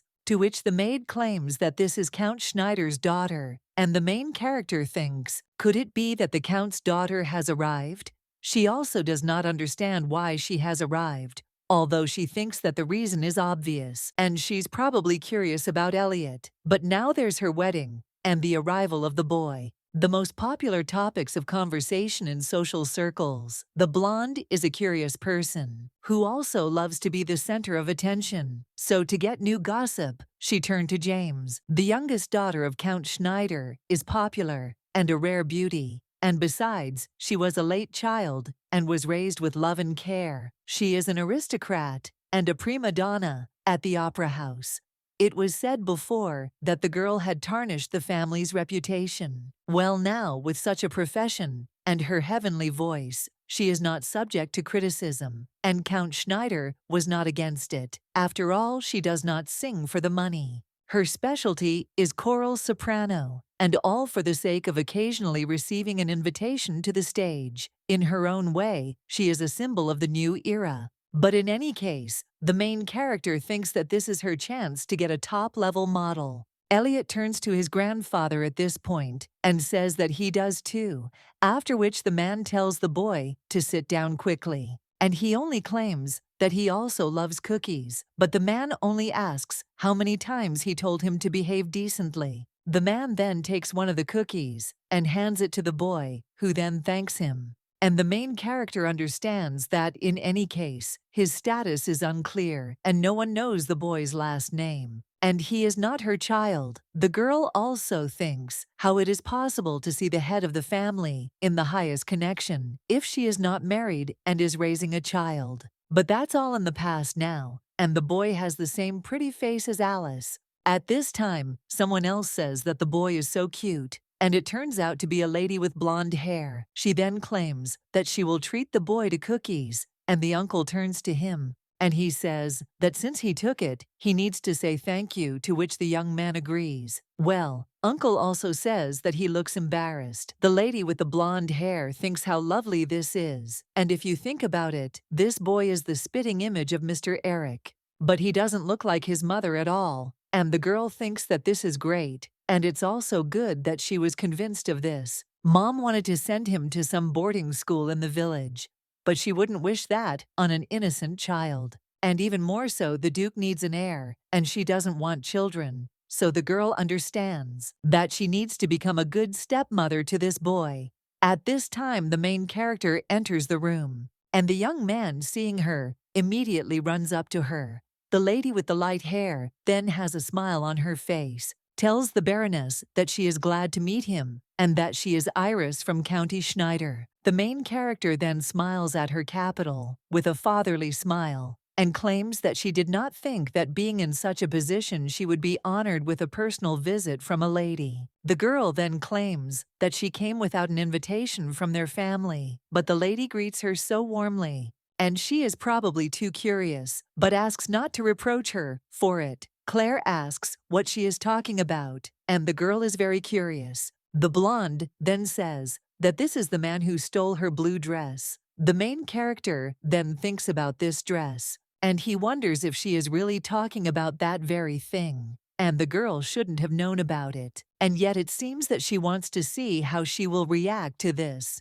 Claire also understands that she did this 5 years ago, and it is impossible for anyone to know who is in the Duke's room then. But if that is the case, then all of Duke Klausner's servants and guards must be fired. It is unlikely that the Duke himself would have told anyone. And if these two were in such a relationship, she would not have come there now. And the main character understands that over the past 5 years, no one could have found out about this. This means she is bluffing, and the main character wonders what the lady is talking about. Iris then says that it was probably her dress. However, the main character claims that this is strange, and he asks if the girl says that Eric did something to her dress.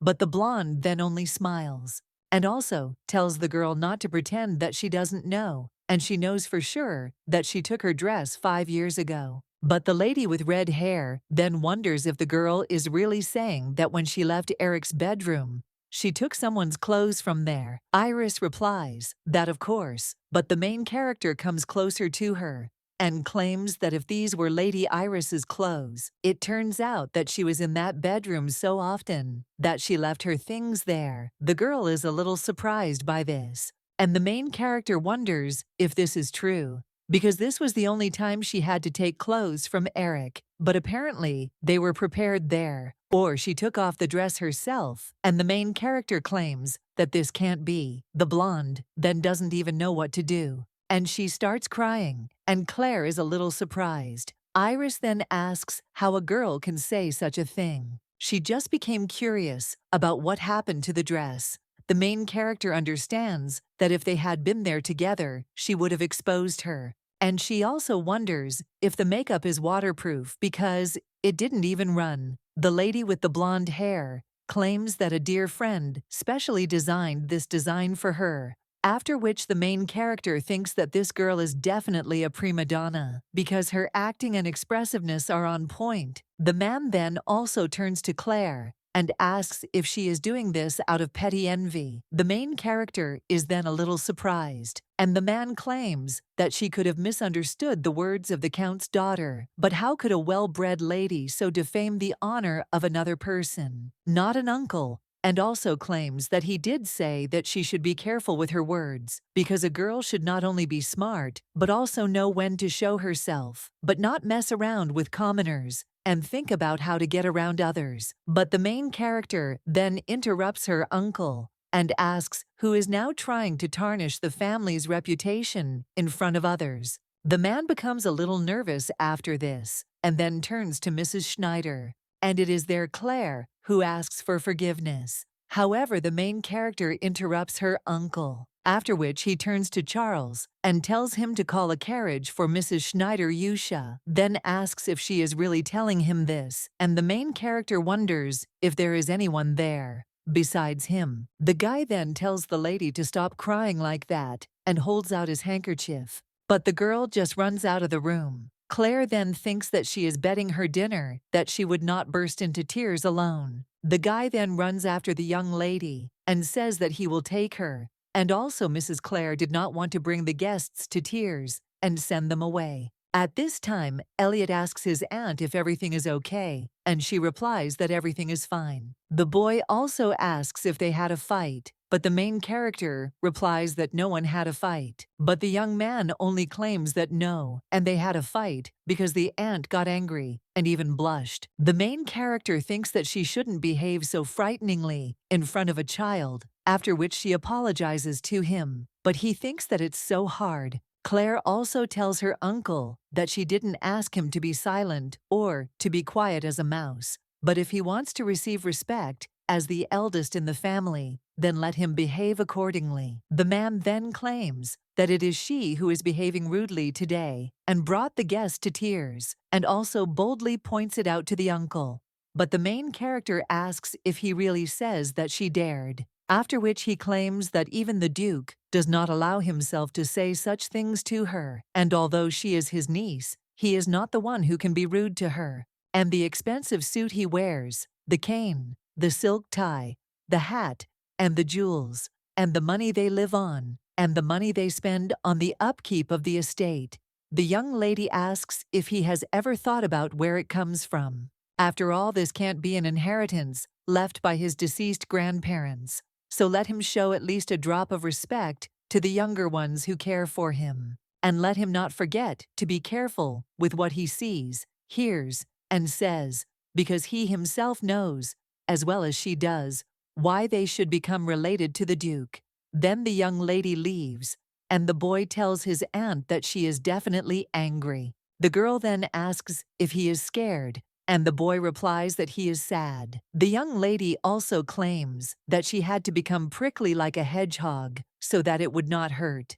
Elliot then says that he does not want you to hurt, after which the main character says that everything is fine, and also understands that judging by Iris's behavior, this will not spread further, but the girl also thinks that she does not care at all about what she is going to do. After all this, wedding will only take place for the safety of Elliot, and everything else is not so important. Even leaving the Duke's bedroom, she thought that there was a girl there, and apparently they were dating since her clothes were there. Well, the main character then thinks about how he proposed, and she also thinks about whether she stole someone else's boyfriend. Well, the young lady still thinks that this cannot be, and when she thinks about it, she starts shaking all over. At this time, someone else knocks on the room, and the girl asks a little angrily who it is, to which the guy replies that it is Gray. The main character is then a little surprised, and also says how quickly time has flown. She also understands that it is time to meet her mother-in-law's friend. The young man at this time heads down the street to the indicated shop. He understands that the price of precious stones depends on their rarity, and if the Noah mines stop mining, the price will rise significantly. And 30 years ago, expecting this, the grandfather released Noah diamonds to the market. In addition, due to the impossibility of maintaining the family's wealth, the Duke's family only owns land, so they decided to take a risk. But time goes by, and huge diamond mines were developed in the duchy one after another, and these were diamonds of the same quality. It was impossible to resist the Duke, and they were offered to control the volume of production, but the required amount was too high. Common gemstones no longer had value, and since diamonds were no longer considered valuable stones, most of them were destined to gather dust in safes. However, the owner of the Acadian business decided to take advantage of this without hesitation, and now the young man understands that he needs to make a name for himself. At this time, someone opens the door for the guy and says that he has arrived, after which they go inside, and Roger asks if it is dark there. Another young man replies that yes, and a little while later, he already sees the main character in one of the rooms. Claire says she's glad to meet him and asks if they've met anywhere before. The guy replies that as far as he remembers, they attended math classes together at the academy, and he is happy to see the Baroness again. The young lady then says what a good memory he has, and it seems that it was not so remarkable. After which the young man claims that it turns out that she does not remember quite correctly, and it's hard not to notice the younger class, who is always arguing with the Duke. And he also talks about the younger students and doesn't want to lose. And even if the girl is not a duchess but a baroness, this is enough to attract attention. After this, a slightly nasty atmosphere hangs in the room, and Ogre offers to talk about diamonds, after which he hands over a contract. The young man then looks at it and sees that it says that all diamonds of 2 carats and below must be sold cheap to a weaving company, and even his father has already signed it. But if they throw money around like that, all they can do is watch the price rise. The main character at this time asks if he knows that they are starting a diamond business and are planning to sharply increase the demand for jewelry. And it can be said that buying newspapers was the first step. As demand increases, not only the Klausners will see benefits, but also jewelers, especially those with large stocks of quality diamonds, like Crozier's. Before becoming an aristocrat, she was a small trader, and one could say a retailer, and she also cannot afford to share the huge profits with someone who has practically monopolized Noah Diamonds. And also, if they enter into this contract, they will become equal partners. And if the contract is terminated, then she will return the desired amount of products at the purchase price. The guy then reads that it says investments in the appraisal company, Maurice, and joint development of criteria for evaluating diamonds and conducting an appraisal of all diamonds in the Maurice company. The girl claims that they do this so that wealthy commoners can afford to buy precious stones, and so that the residents of the capital have at least one. But first, they will set standards and price estimates so that even the most unscrupulous buyer can judge what is a reasonable price. And in order to return a certain amount, you can guarantee a repeat purchase. Now, her diamond is not one of those stones that can be easily damaged. The young man then looks at these contracts with a little surprise and asks if she is talking about commoners. He understands that, if you think about it, this is not just entertainment, and that patterned fabrics, toys, this whole business is aimed at the middle-class market.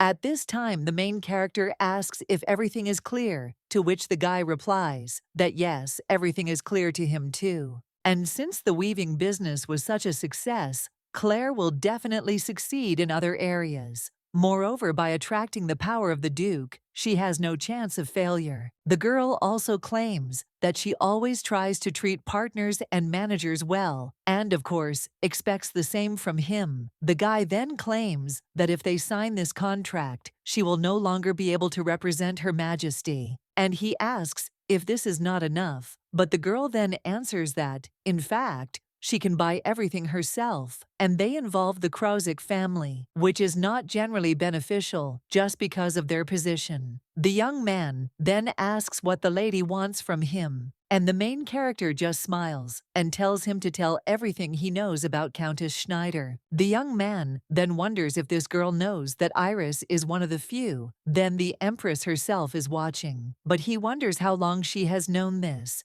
And if she knows this information, then do the fabric merchants know about it? If the Duke also knows, then one cannot relax. And it turns out that she is aware of the Empress's interests. And her interest is directed to the rights of succession to the throne. The third son of the Count stuck his nose into this matter and was plunged into eternal sleep. But he was only a secretary at court, and Her Majesty looks after the Countess, although he thought it was just paranoia. But over the last 2-3 years, plans for her have changed dramatically. But the young man still understands that this is not something to think about now. And if he is caught thinking about it, he may lose trust. But if he tells only the obvious, he will be considered useless. After which, the guy claims that the Count's wife has access to the palace of the Crown Prince. And the main character wonders if he is talking about the Lotus Palace. But this is the Empress's estate. The girl also understands that, angry at Iris,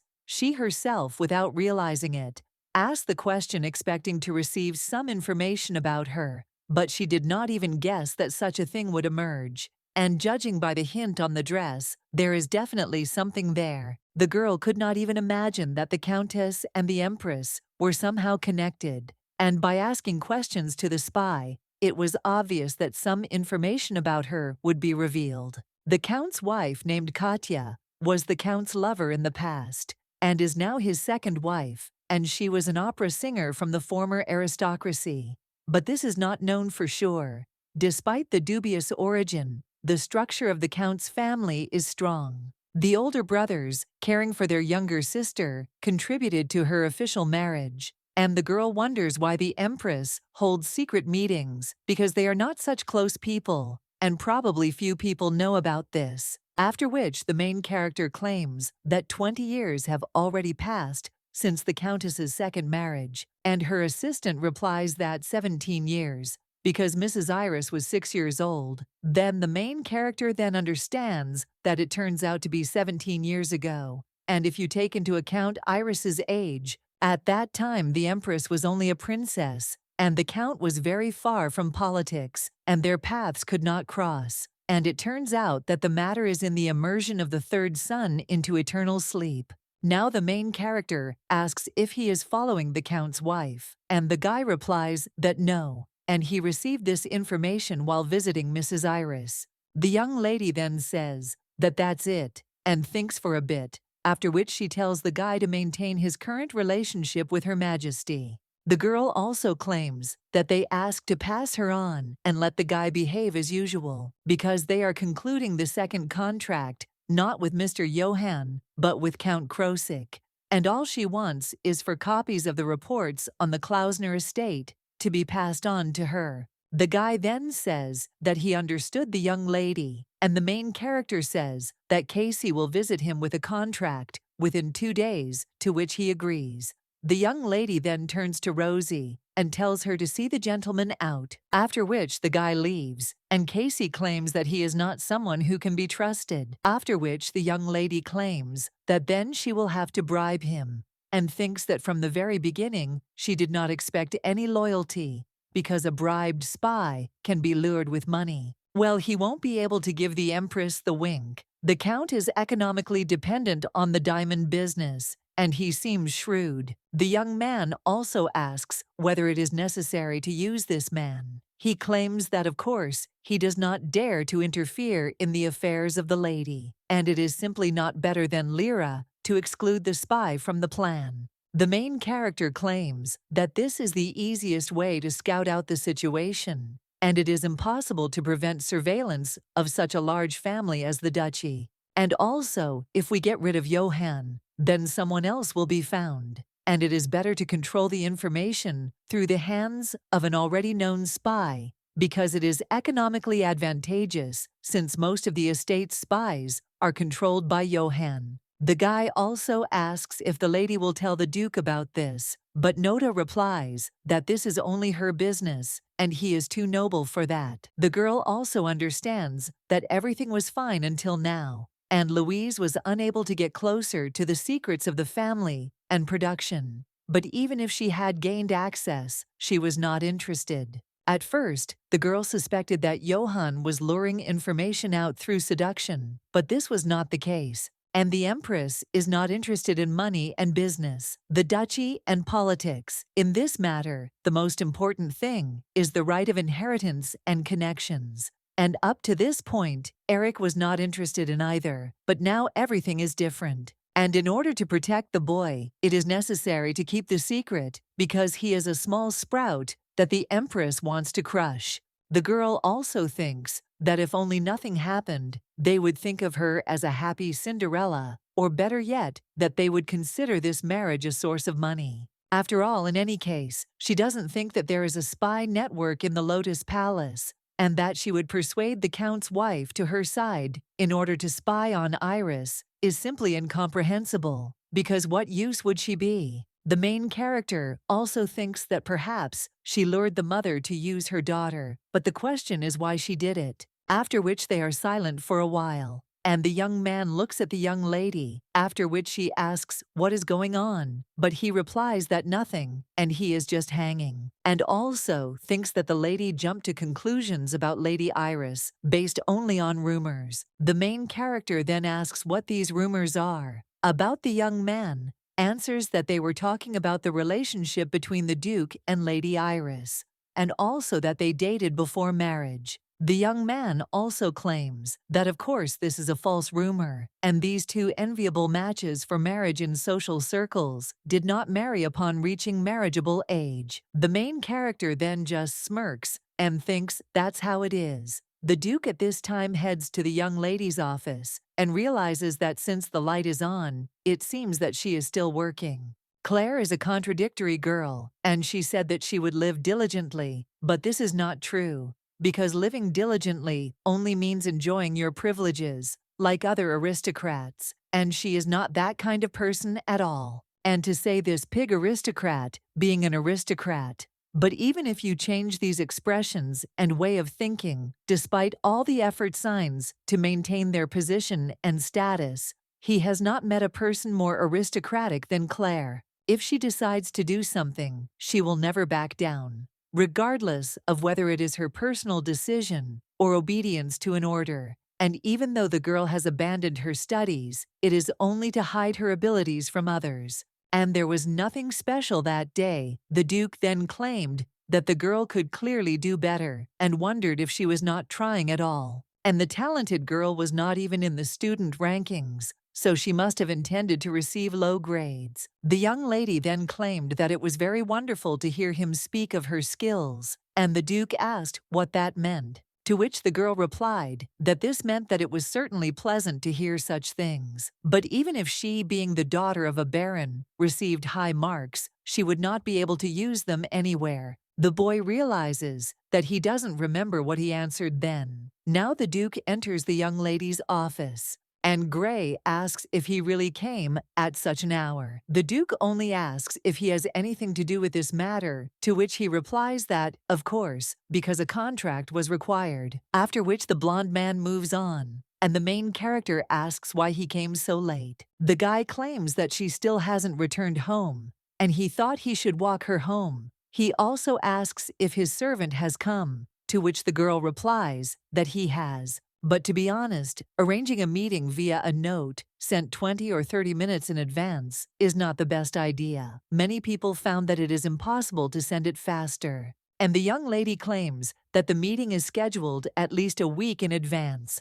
after which the Duke asks if she really didn't want to see him. Claire replies that now is not the right time, and understands that if you had already invented the telephone, she would have asked him not to come. The guy at this time asks how the dinner went, and no matter what, the process of becoming a married son of the heir is currently underway. If someone wanted to start a dispute with him about this, they would probably involve his mother, not distant relatives or servants. The main character then asks, "What about Chairman Neumann?" And the Duke replies that he is a progressive man, and Claire asks if he agrees. The blonde replies that the fact that the blood of the ruling family flows in the baron is already progressive, and asks if that is not so. The young lady says she will never understand it, and Erich claims that arrogance is her style, not his.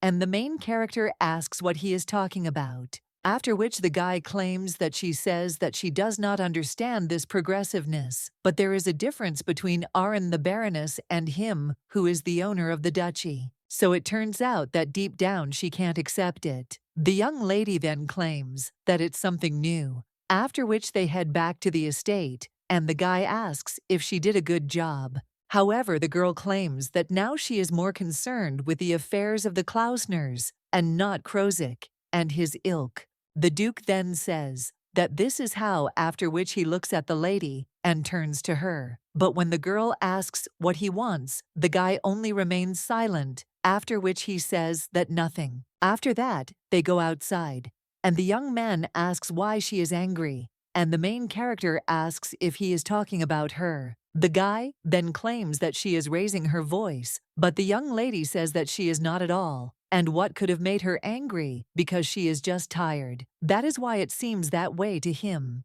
And also, today she just planned to finish discussing the terms of the contract. She had to get pretty nervous, that's why she looks tired. After that, the Duke is silent, and the main character thinks that it is a bit strange. And it turns out that their conversation is over, and it also seems that he does not even think of answering. Well, he will not be able to pretend that he has nothing to do with it. And this has been enough for the last 5 years. The young man then turns to Claire again, and the main character cannot stand it, after which she replies that yes, and this is really not for her. The girl also asks what kind of relationship he has with Iris Schneider. The girl also understands that first of all, they should talk about the Lotus Palace, but the story with the dress just won't leave her head. And she would not like to stir up the past, but everything needs to be sorted out. The Duke then replies that they have been friends with the Schneider family for the 3rd generation, and her father has taken care of Iris since childhood.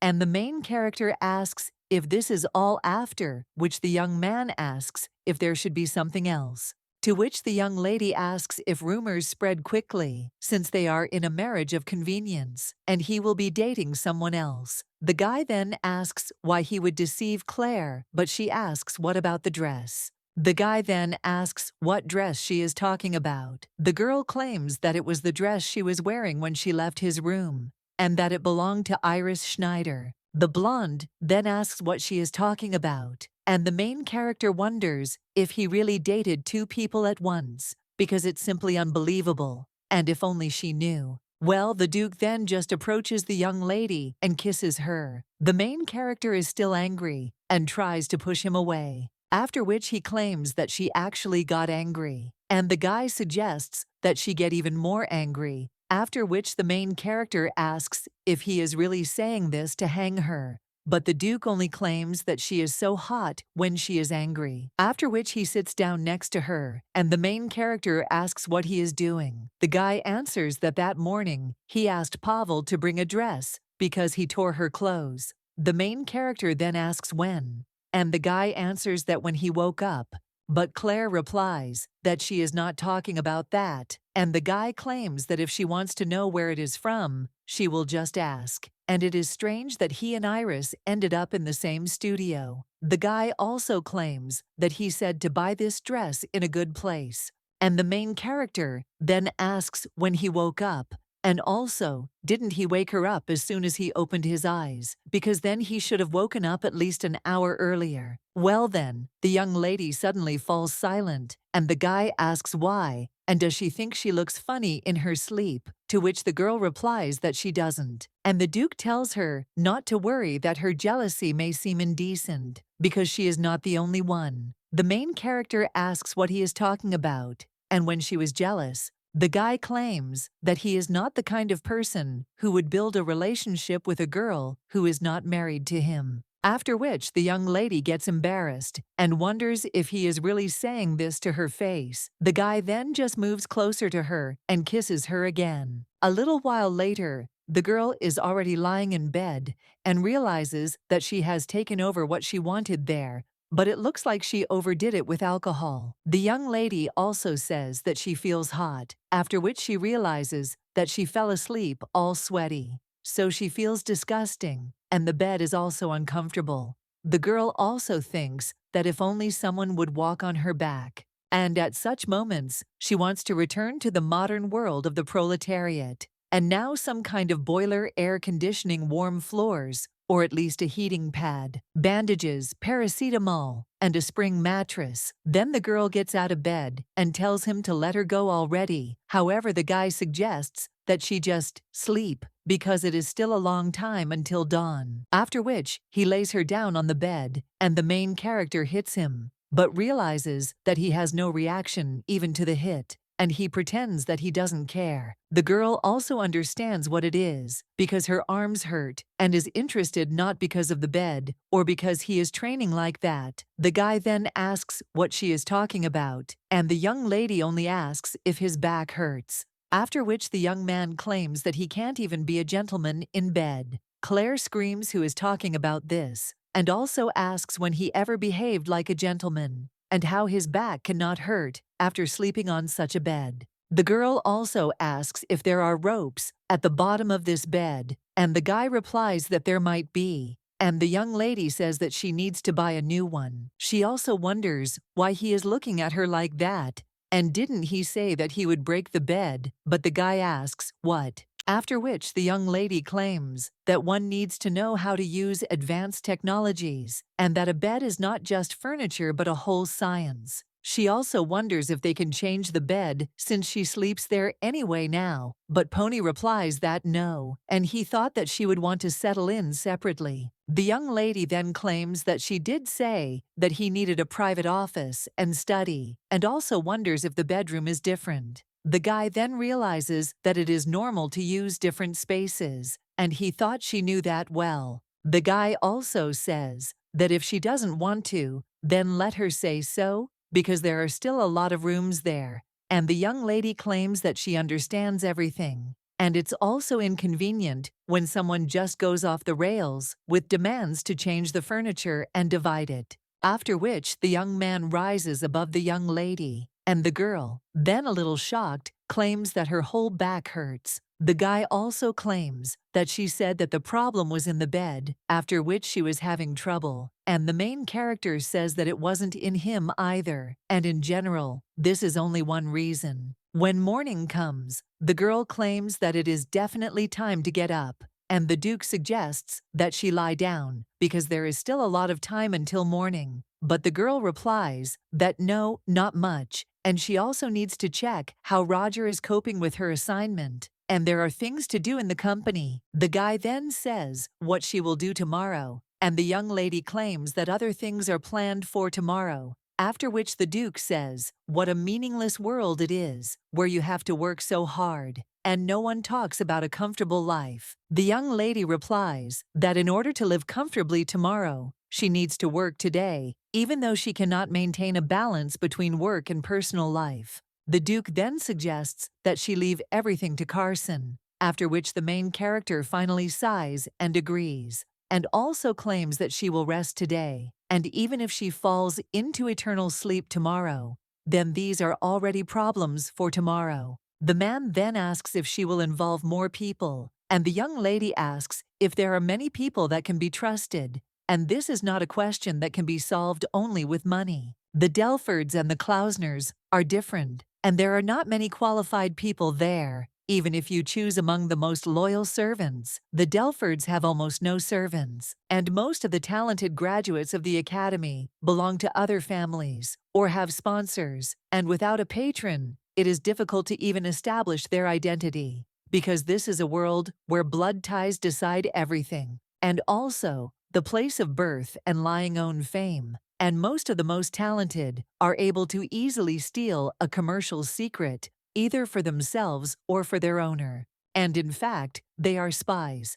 And finding a person like Roger is a great success. The blonde then claims that now it would be better to rest and free his head from all thoughts. The young lady claims that she simply doesn't like it, and the guy claims that then she could do some sports, to which the young lady replies that she feels like she's not training, but becoming a training bag, and he's just using her. But the guy then asks if it's time to call him something else, and the young lady claims that it makes her feel a bit awkward, after which the young man only kisses her hand, and the main character is a little surprised. The guy then asks why she is embarrassed, and the young lady answered that it does not matter. She also realizes that memories from 5 years ago have come flooding back, and they have long been forgotten due to alcohol. That day, she accidentally spilled a glass on her hand and tried to find a handkerchief, but the guy gave her his, and just like last night, everything repeated itself.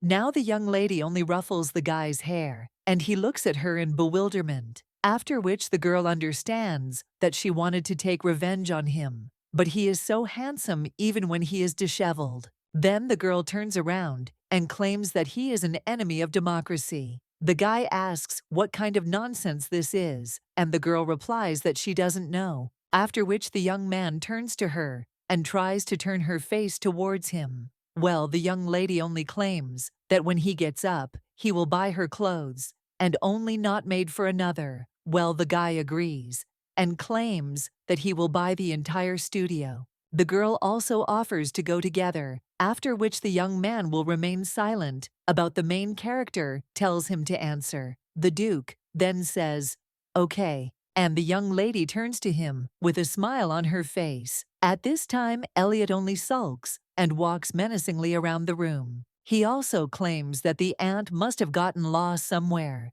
to which the nanny replies to the young master that no, and that she stayed with the Duke yesterday. When the boy wonders if his aunt has stayed too long and fallen asleep, the woman just smiles. The young man also screams that his uncle is bad because he offended them by making friends with him and plays only with his aunt. And the nanny says that their young master's upset, but after that, the young man only sulks. And then he runs out of the room and also screams at her not to laugh because he hates her and Jenny too. The boy also slams the door, and the nanny then claims that he must have gotten very angry. The maid claims that nothing can be done because the mistress is leaving the young master alone for the night for the first time. And sometimes because of work, she could not put him to bed, but it never happened that she did not spend the night at home. And in the Baron's estate, she always received guests in the study. At this time, the boy asks if they really think to get rid of him,